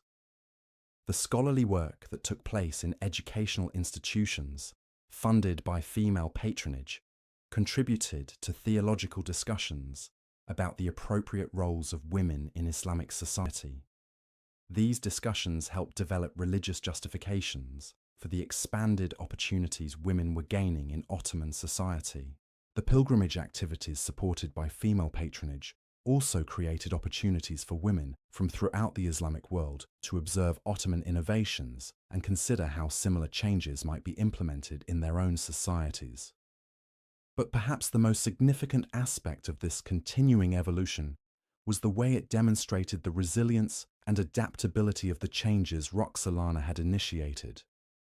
Rather than being dependent on the presence and direct involvement of a single exceptional individual, the systems she had created proved capable of evolving and adapting to new circumstances and challenges. The women who followed her example didn't simply copy her methods, they studied her approaches, understood the principles behind her success, and adapted those principles to their own circumstances and opportunities. This process of learning and adaptation ensured that the changes she had initiated continued to develop and strengthen, rather than simply being preserved as historical artifacts. The networks of relationships and mutual support that developed among women in positions of authority created institutional stability that transcended individual careers and lifespans.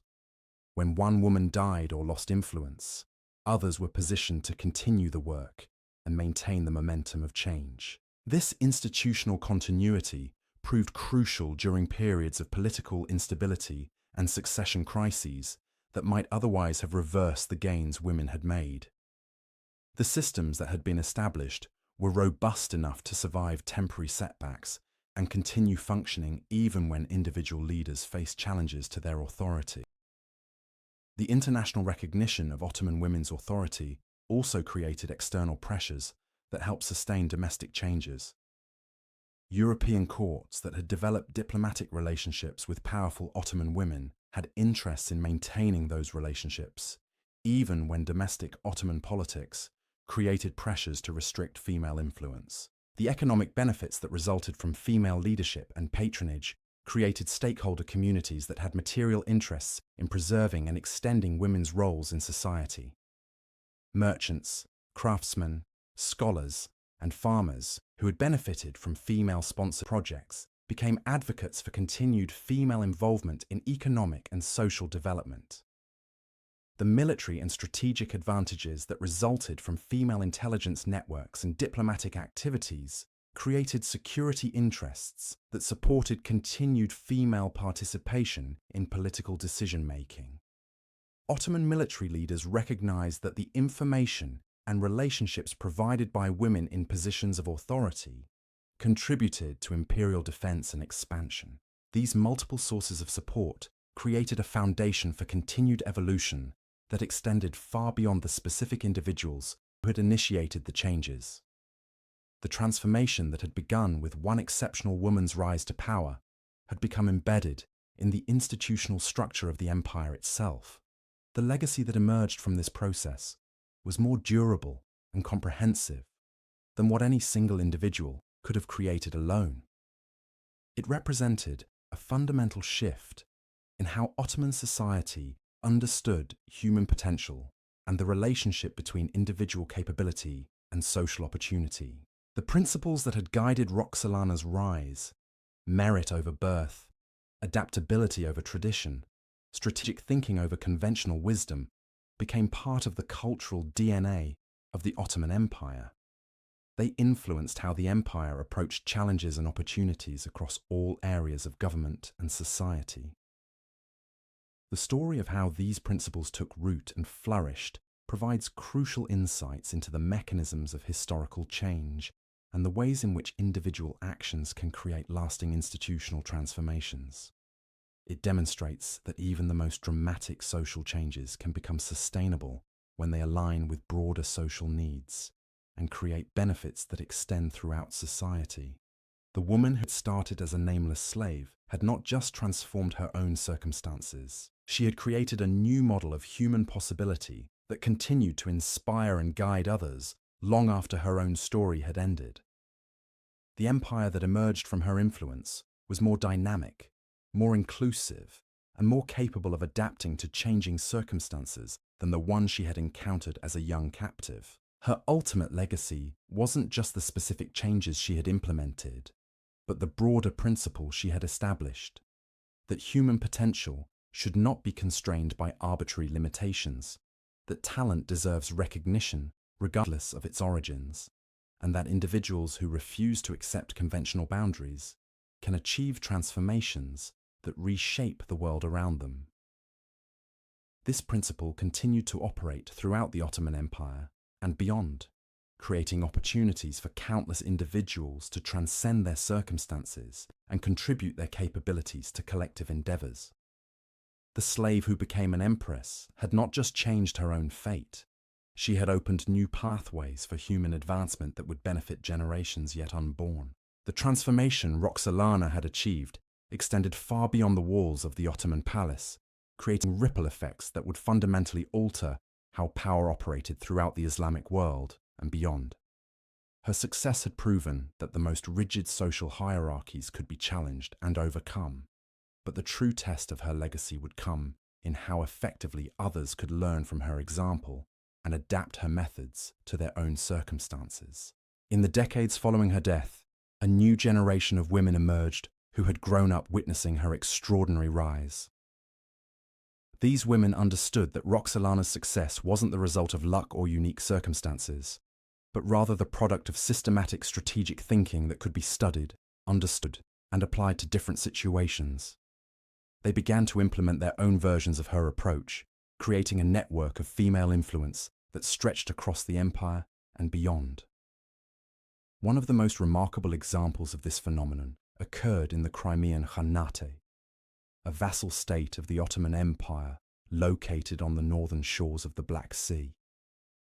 Here, a woman named Kanike Hatun had observed Roxelana's methods through diplomatic correspondence and court connections. When her own son became Khan of the Crimeans, Kanike applied lessons learned from the Ottoman Empress to establish her own position of authority.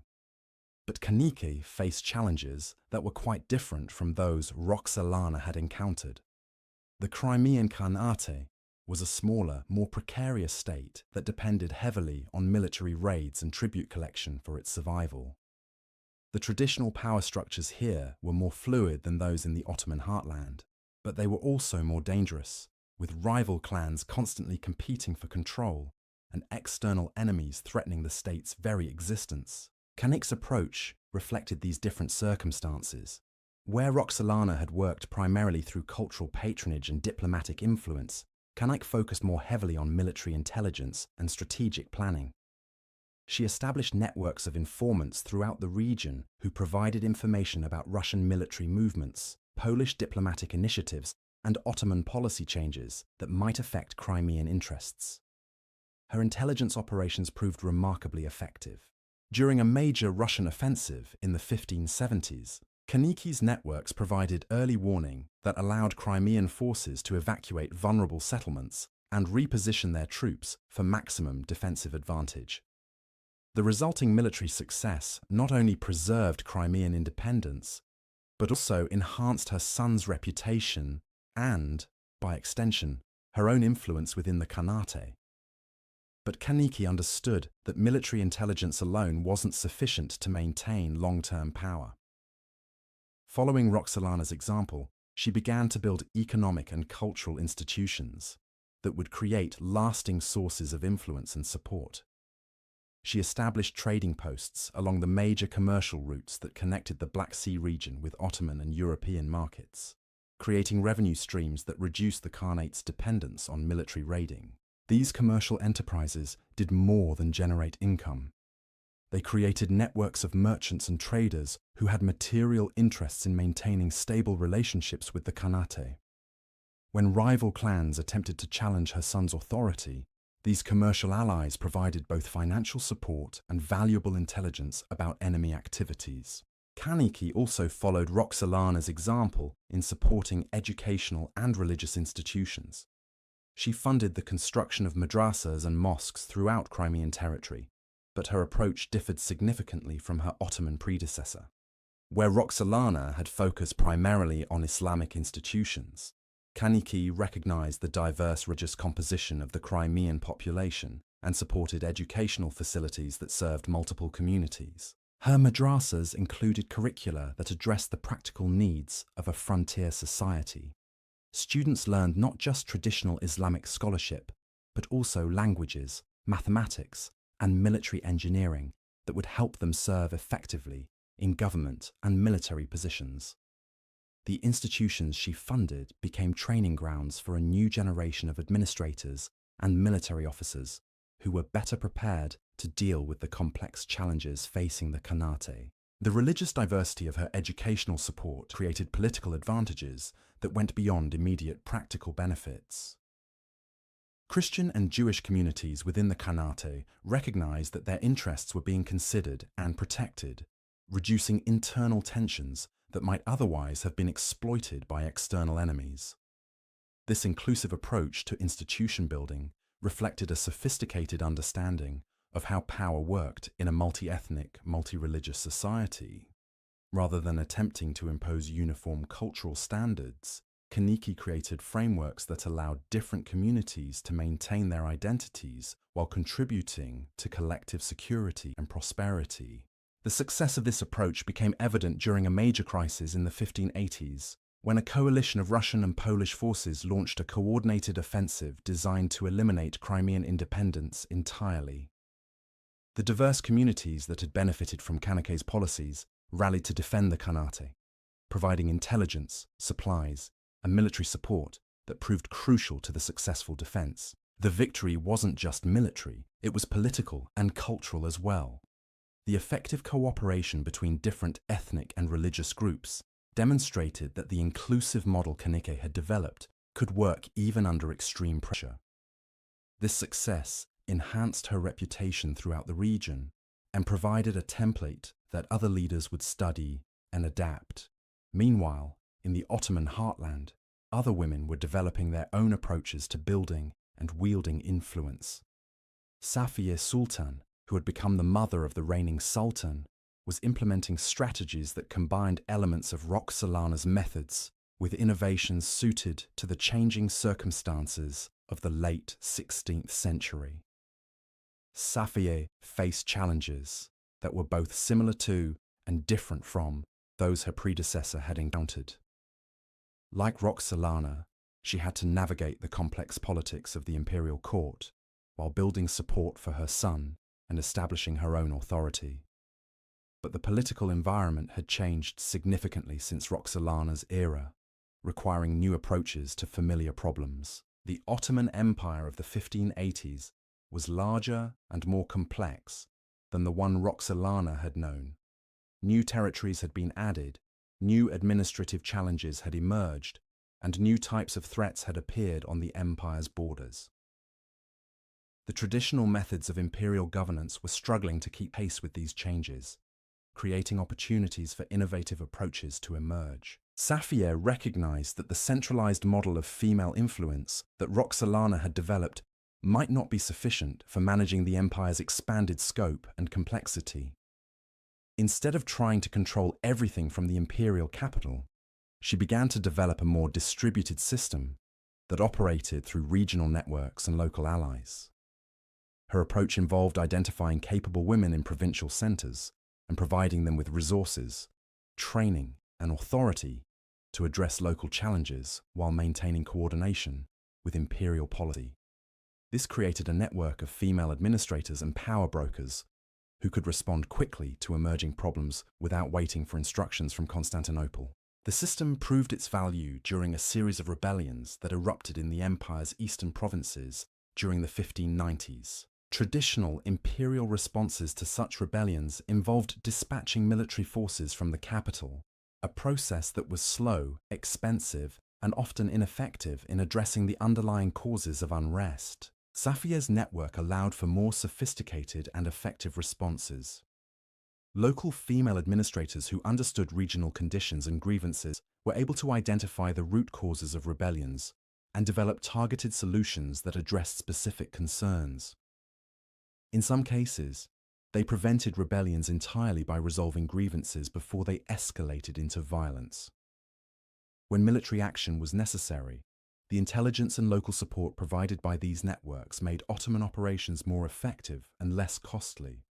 Regional allies provided detailed information about rebel capabilities and intentions, identified potential collaborators and opponents, and helped coordinate military and political responses. The success of this distributed approach to governance created new models that would influence Ottoman administration for generations. The principle that effective imperial control required local knowledge and regional adaptation became embedded in administrative practice, improving the empire's ability to manage its vast and diverse territories. But perhaps more significantly, Safia's innovations demonstrated that the changes initiated by Roxelana could evolve and adapt to meet new challenges. Rather than being limited to the specific methods their predecessor had used, the women who followed her example were able to develop new approaches that built upon her fundamental insights while addressing different circumstances. This adaptability proved crucial as the Ottoman Empire faced increasingly complex challenges during the transition from the 16th to the 17th century.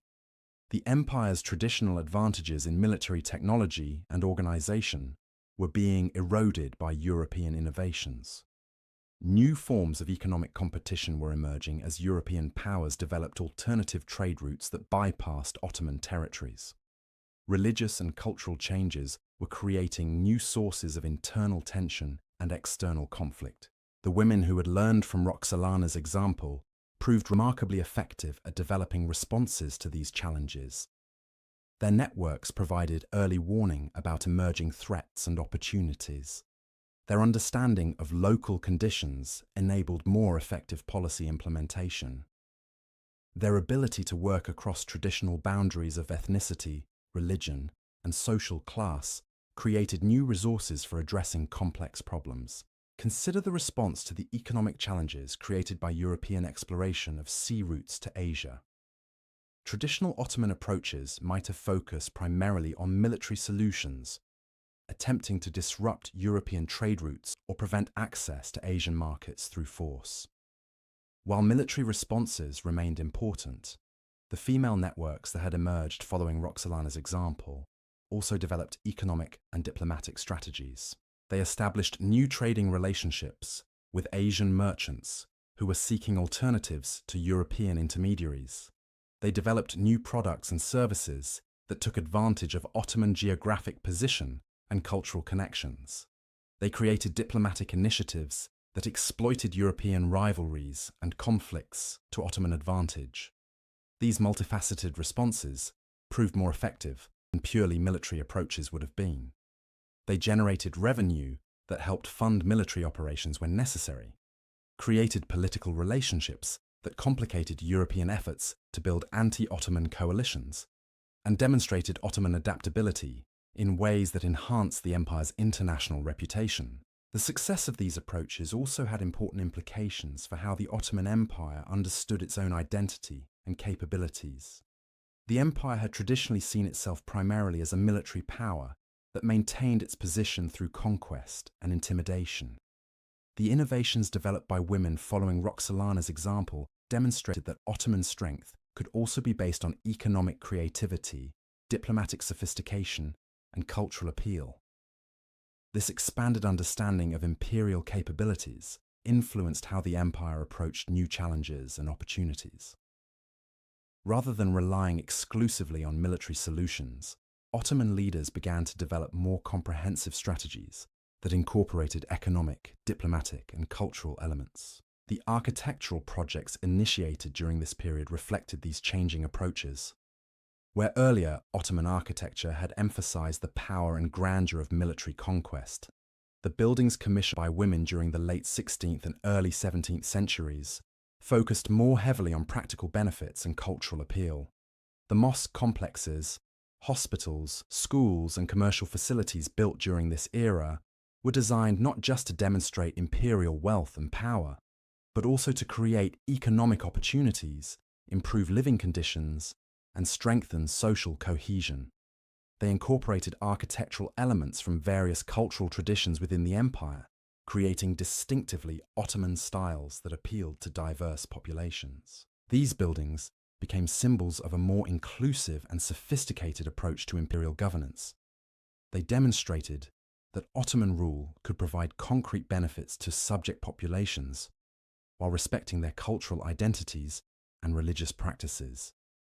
This approach helped maintain imperial unity even as external pressures increased and internal challenges became more complex. The educational institutions supported by female patronage during this period also reflected evolving approaches to imperial challenges. The curricula in these schools began to include more emphasis on practical skills like engineering, navigation, and medicine that were necessary for maintaining Ottoman competitiveness in a changing world. But the educational innovations went beyond simply adding new subjects to traditional Islamic learning. They involved fundamental changes in how knowledge was understood and transmitted. Students were encouraged to ask questions, conduct experiments, and develop new solutions to practical problems rather than simply memorizing established authorities. This approach to education produced a generation of Ottoman administrators, military officers, and scholars who were better prepared to deal with the complex challenges facing the empire. They understood European languages and customs, possessed technical skills that were increasingly important for military and economic success, and had been trained to think creatively about difficult problems. The diplomatic initiatives developed by women during this period also reflected sophisticated understanding of changing international dynamics. Rather than relying primarily on formal state-to-state negotiations, they developed informal networks that operated through commercial, cultural, and personal relationships. These informal diplomatic channels proved particularly valuable during periods of official hostility between the Ottoman Empire and European powers. When formal diplomatic relations were suspended or limited, the personal relationships and commercial connections maintained by women provided alternative channels for communication and negotiation. The intelligence gathered through these networks also proved invaluable for understanding European political developments and military preparations. The information provided by female diplomatic networks often gave Ottoman leaders crucial advantages in planning their own political and military strategies. The cultural exchanges facilitated by these networks also had important long-term effects on Ottoman society and its relationships with the outside world. European visitors to the Ottoman Empire during this period often commented on the sophistication and cosmopolitan character of Ottoman court culture, particularly the knowledge and capabilities of the women they encountered. These positive impressions helped counter negative stereotypes about Ottoman society that were common in European popular culture. They also created personal relationships between Ottoman and European elites that could be activated during times of crisis to prevent conflicts or facilitate negotiations. The technological innovations that emerged from institutions supported by female patronage also contributed to Ottoman competitiveness and adaptation. The workshops and laboratories established in connection with educational institutions became centers for the development of new techniques and technologies that had practical applications for military, economic, and administrative purposes. The medical advances made in hospitals funded by female patronage improved healthcare throughout the empire, while also contributing to military effectiveness by reducing disease-related casualties among Ottoman forces. The engineering innovations developed in construction projects improved the empire's infrastructure and defensive capabilities. The agricultural improvements promoted by female-sponsored programs increased food production and improved nutrition for millions of people throughout Ottoman territories. These improvements contributed to population growth and economic expansion that strengthened the empire's overall capabilities. But perhaps the most significant aspect of these developments was the way they demonstrated the continuing vitality and adaptability of the principles Roxelana had established. The women who followed her example didn't simply copy her specific methods. They understood the underlying logic of her approach and applied it creatively to new circumstances. This process of learning and adaptation created a dynamic system of female leadership that could evolve and respond to changing challenges while maintaining core principles of merit-based advancement, strategic thinking, and inclusive governance. The networks that emerged from this process became permanent features of Ottoman political culture, influencing imperial decision-making for generations. The international recognition of Ottoman women's authority also created diplomatic advantages that extended beyond immediate political and military concerns. European courts that developed working relationships with powerful Ottoman women found it easier to maintain communication and resolve disputes even during periods of official tension between states. The commercial relationships that developed through female networks created economic interdependencies that provided incentives for peaceful resolution of conflicts. European merchants who had profitable relationships with Ottoman trading partners had interests in maintaining stability that could be mobilized to support diplomatic solutions to political disputes. The cultural exchanges facilitated by these relationships also created mutual understanding that reduced the likelihood of conflicts based on misunderstanding or misperception. European visitors who had direct experience with Ottoman society were less likely to accept simplistic stereotypes about Ottoman motivations and capabilities. These multiple layers of relationship and interaction created a more stable and predictable international environment that benefited all parties involved. The innovations in female leadership that had begun with Roxelana's rise continued to generate benefits that extended far beyond the immediate interests of any single individual or group.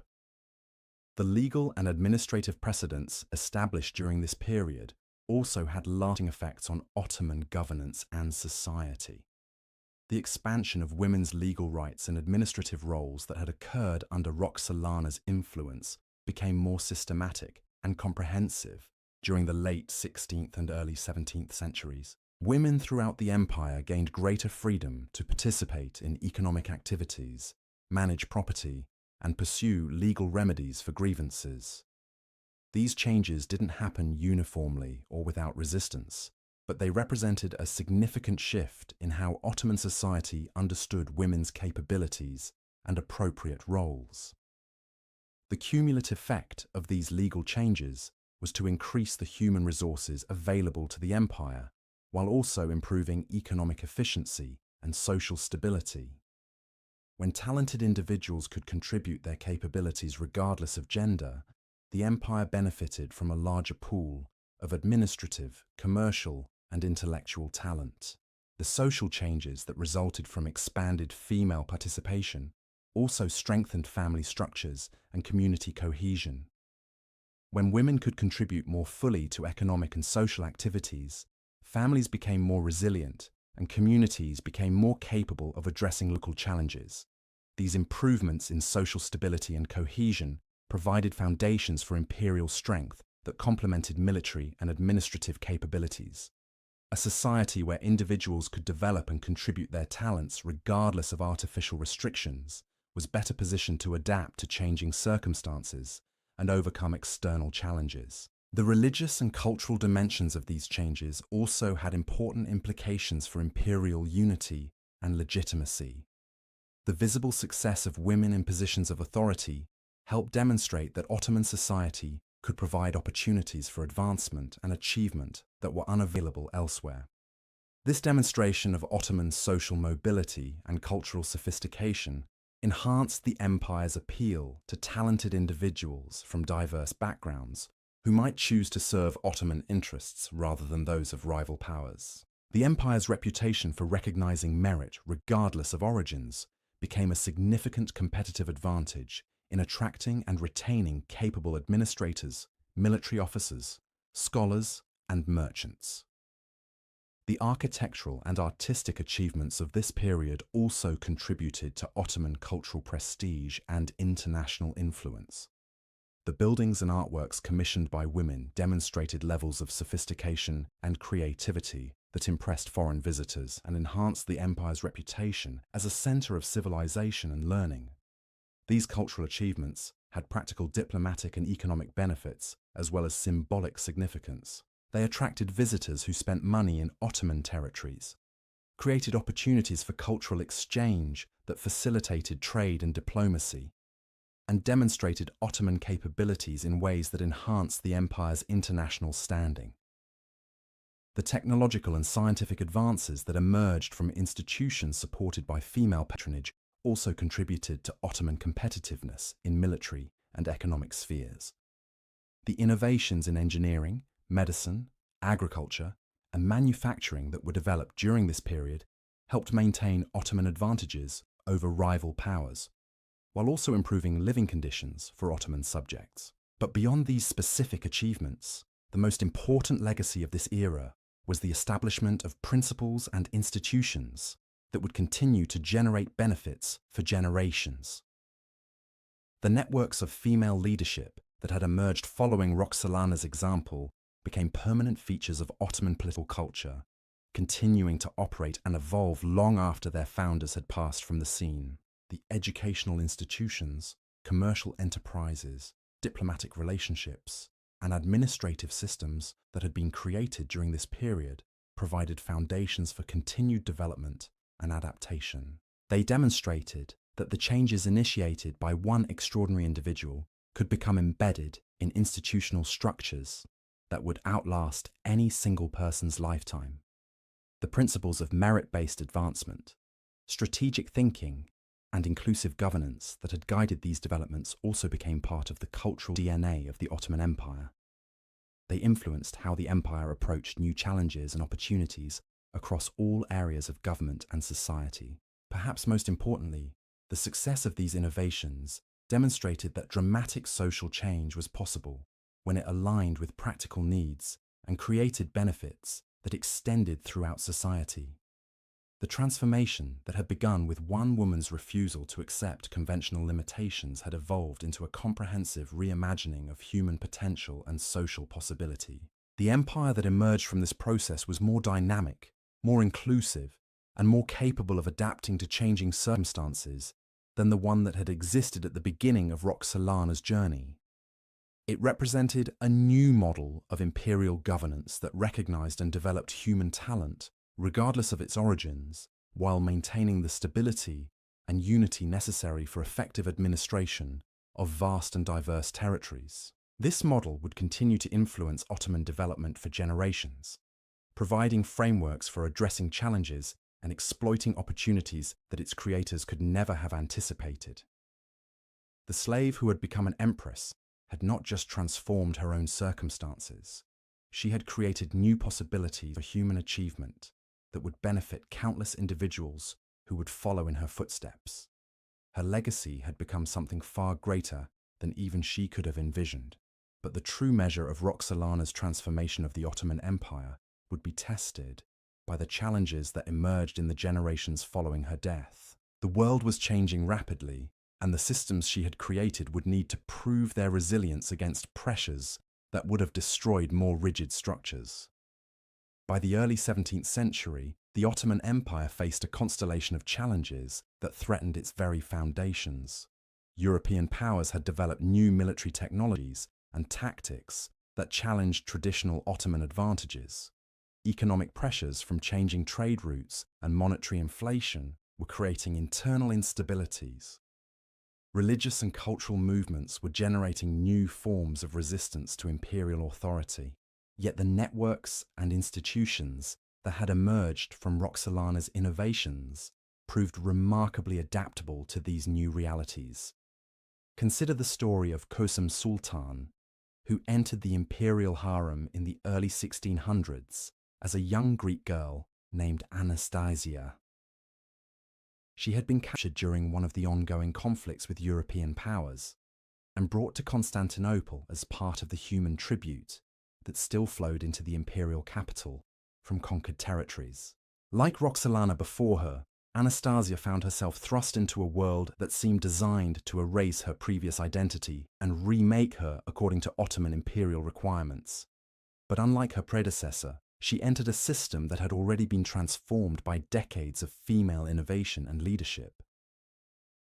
The harem she encountered was no longer simply a collection of women competing for the Sultan's attention. It had evolved into a sophisticated political institution with its own educational programs, administrative structures, and networks of influence. The young woman who would become Kösem Sultan understood immediately that success in this environment required more than beauty or charm. The examples of Roxelana and the women who had followed her demonstrated that lasting influence depended on developing genuine capabilities and creating value that extended beyond personal relationships. Kösem threw herself into the educational opportunities available within the transformed harem system.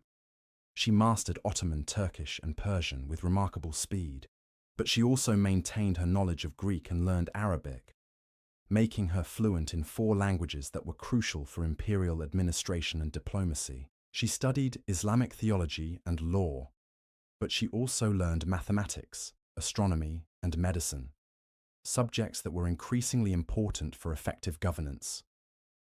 Most crucially, she studied the methods and achievements of the women who had preceded her. She analyzed how Roxelana had built her power base, how Nurbanu had adapted those methods to different circumstances, how Safiye had created distributed networks of influence. She understood that each of these women had succeeded by recognizing the specific challenges of their era and developing innovative responses. Kösem's opportunity came during a period of extraordinary political instability that tested every aspect of the Ottoman system. Sultan Ahmet I died suddenly in 1617, leaving the empire facing a succession crisis complicated by the presence of multiple potential heirs and competing factions within the imperial administration. The traditional Ottoman approach to such crises involved rapid elimination of rival claimants to prevent civil war. But the circumstances of 1617 made this approach particularly dangerous. The empire was engaged in costly conflicts on multiple fronts. Internal economic pressures were creating popular unrest, and European powers were actively seeking opportunities to exploit Ottoman weaknesses. Kösem recognized that the crisis created both dangers and opportunities. As the mother of young princes who might eventually inherit the throne, she had clear interests in ensuring their survival and advancement. But she also understood that the empire's stability was essential for her family's long-term security. Her response demonstrated the sophisticated political thinking that had become characteristic of women operating within the systems Roxelana had created. Rather than simply supporting her own son's claims, Kösem worked to develop solutions that would strengthen the empire while positioning her family for future success. She played a crucial role in the negotiations that resulted in Mustafa I becoming Sultan, even though this decision temporarily reduced her own immediate influence. But she understood that Mustafa's mental instability made his reign unlikely to last, and she used the period of his rule to build relationships and position herself for the next transition. When Mustafa was deposed and replaced by Osman II, Kösem found herself dealing with a young sultan who was suspicious of the female networks that had become integral to imperial governance. Osman represented a reaction against the innovations of the previous century, seeking to restore what he viewed as traditional male-dominated patterns of authority. But the systems that had evolved since Roxelana's era proved remarkably resistant to such attempts at restoration. The administrative, economic, and diplomatic networks that women had created were too valuable to the empire's functioning to be easily dismantled. Even a sultan, who was philosophically opposed to female influence, found himself dependent on the capabilities and relationships these networks provided. Kösem navigated this challenging period by demonstrating her indispensability through practical contributions rather than theoretical arguments about women's rights or capabilities. When Osman faced rebellions in the eastern provinces, her networks provided intelligence and local support that proved crucial for military success. When diplomatic crises arose with European powers, her international contacts facilitated communications and negotiations that prevented conflicts from escalating. The young sultan gradually came to rely on her counsel, despite his initial resistance to female influence. But this relationship ended abruptly when Osman was assassinated by Janissary rebels in 1622. creating another succession crisis that threatened to tear the empire apart. This time, Kösem was positioned to play a more direct role in determining the outcome. The rebels who had killed Osman were demanding the restoration of Mustafa Kemal, but Kösem understood that his continued mental deterioration made him unsuitable for rule during such a critical period. Instead, she threw her support behind her own son, Murad IV, who was only 11 years old at the time. The decision to place a child on the throne during a period of crisis might have seemed dangerous, but Kösem had calculated that it would actually provide opportunities for more effective governance. As the regent for her young son, she could implement policies and make decisions without the complications that might arise from dealing with an adult sultan who had his own ideas about how the empire should be run. Her regency demonstrated the full potential of the systems that had evolved since Roxelana's era. Rather than simply exercising power through personal influence on the sultan, Kösem operated through institutional structures that had been developed over decades of female leadership. She worked through established administrative channels, utilized existing diplomatic networks, and drew upon educational and commercial institutions that had been created by her predecessors. The results were remarkably effective. Despite the challenges facing the empire, ongoing wars, economic pressures, internal rebellions, the period of Kösem's regency was characterized by stability and gradual recovery. She successfully negotiated peace agreements that ended costly conflicts, implemented economic reforms that addressed inflation and fiscal deficits, and managed internal dissent without resorting to the massive purges that had characterized earlier periods of political instability. Her approach to military challenges demonstrated particular sophistication. Rather than simply responding to rebellions and external threats with brute force, she developed comprehensive strategies that addressed underlying causes, while also dealing with immediate security concerns. When the Safavid Empire launched invasions of Ottoman territory in the east, Kösem's response included not just military counterattacks, but also diplomatic initiatives that exploited divisions within the Safavid court, economic measures that strengthened Ottoman positions in contested regions, and intelligence operations that provided advantages in planning military operations. Her handling of the Janissary Corps, the elite military unit that had been responsible for several recent coups and assassinations, was particularly masterful. Rather than attempting to suppress or eliminate this powerful group, she worked to redirect their energies toward external enemies while gradually reducing their political influence through administrative and economic changes. She established new military units that could serve as counterweights to Janissary power, created alternative career paths for ambitious soldiers, and implemented economic policies that reduced the Corps' dependence on political instability for advancement opportunities. These changes weakened the Janissaries' ability to threaten imperial stability without provoking the kind of direct confrontation that might have triggered another military revolt. The diplomatic achievements during Kösem's regency were equally impressive. She maintained the network of international relationships that her predecessors had developed while also adapting to changing European political dynamics.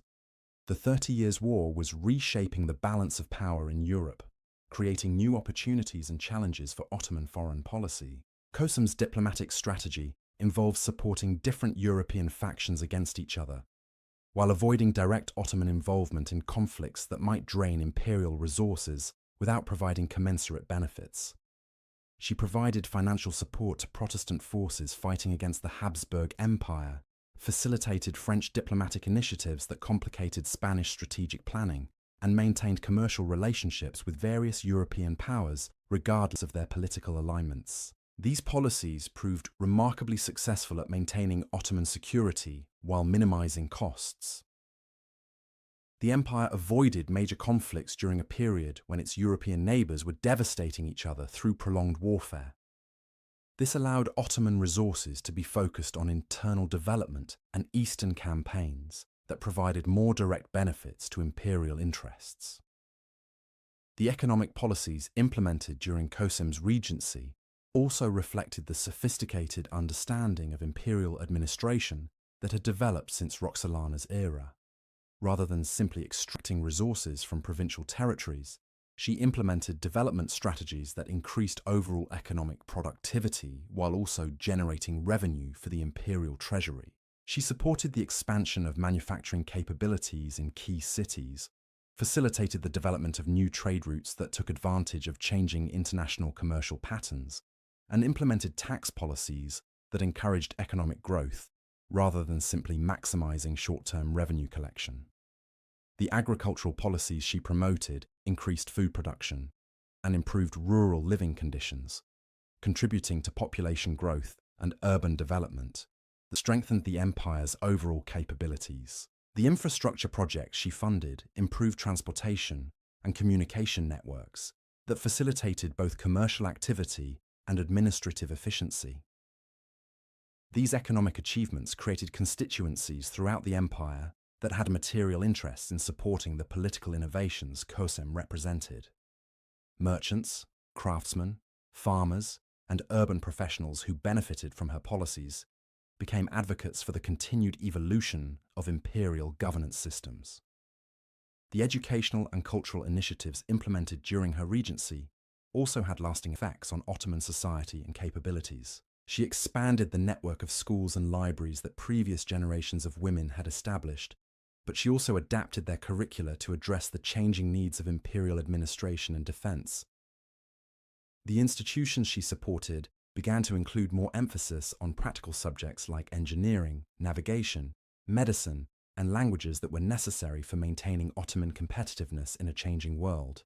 But she also maintained strong programs in traditional Islamic learning, ensuring that cultural and religious continuity were preserved even as practical capabilities were enhanced.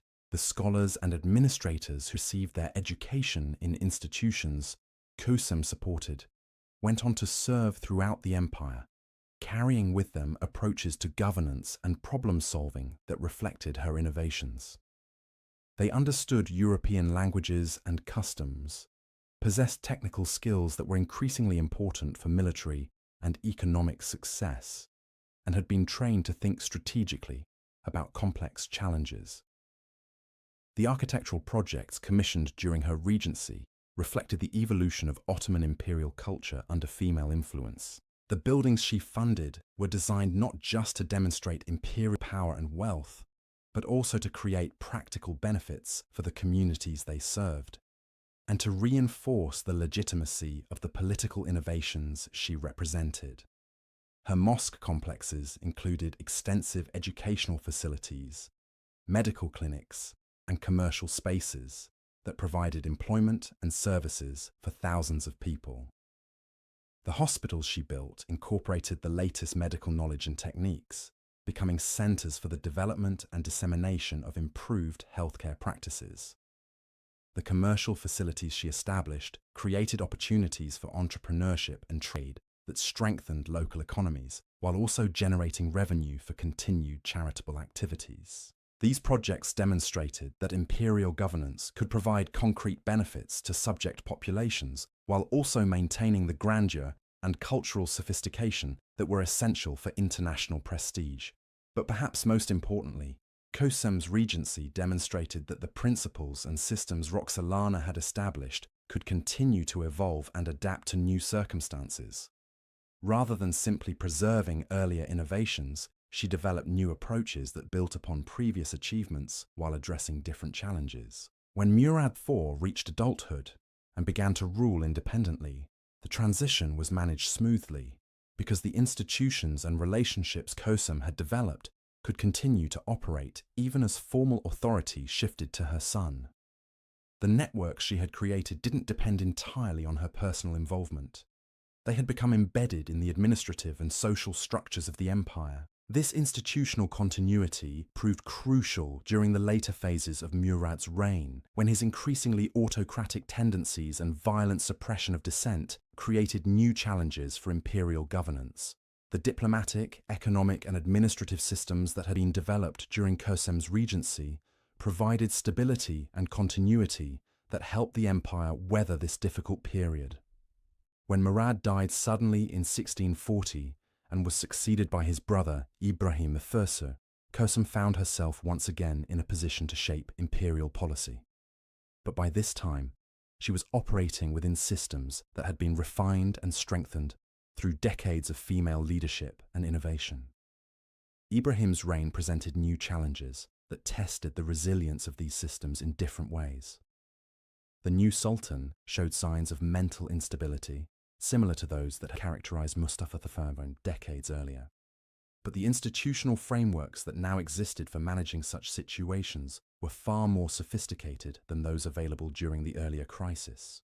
Kusum's handling of Ibrahim's increasingly erratic behavior demonstrated the maturation of Ottoman approaches to governance under female influence. Rather than attempting to control or restrict the Sultan directly, she worked through established administrative channels to ensure that essential governmental functions continued to operate effectively regardless of Ibrahim's personal capabilities. And there you have it, the extraordinary journey of a woman who refused to accept the world as she found it. Roxelana didn't just rise from slavery to become an empress, she fundamentally rewrote the rules of what was possible, creating a legacy that transformed an empire and inspired generations of women who followed her example. Her story proves that even the most impossible barriers can be shattered when intelligence meets determination, and strategic brilliance meets unwavering courage.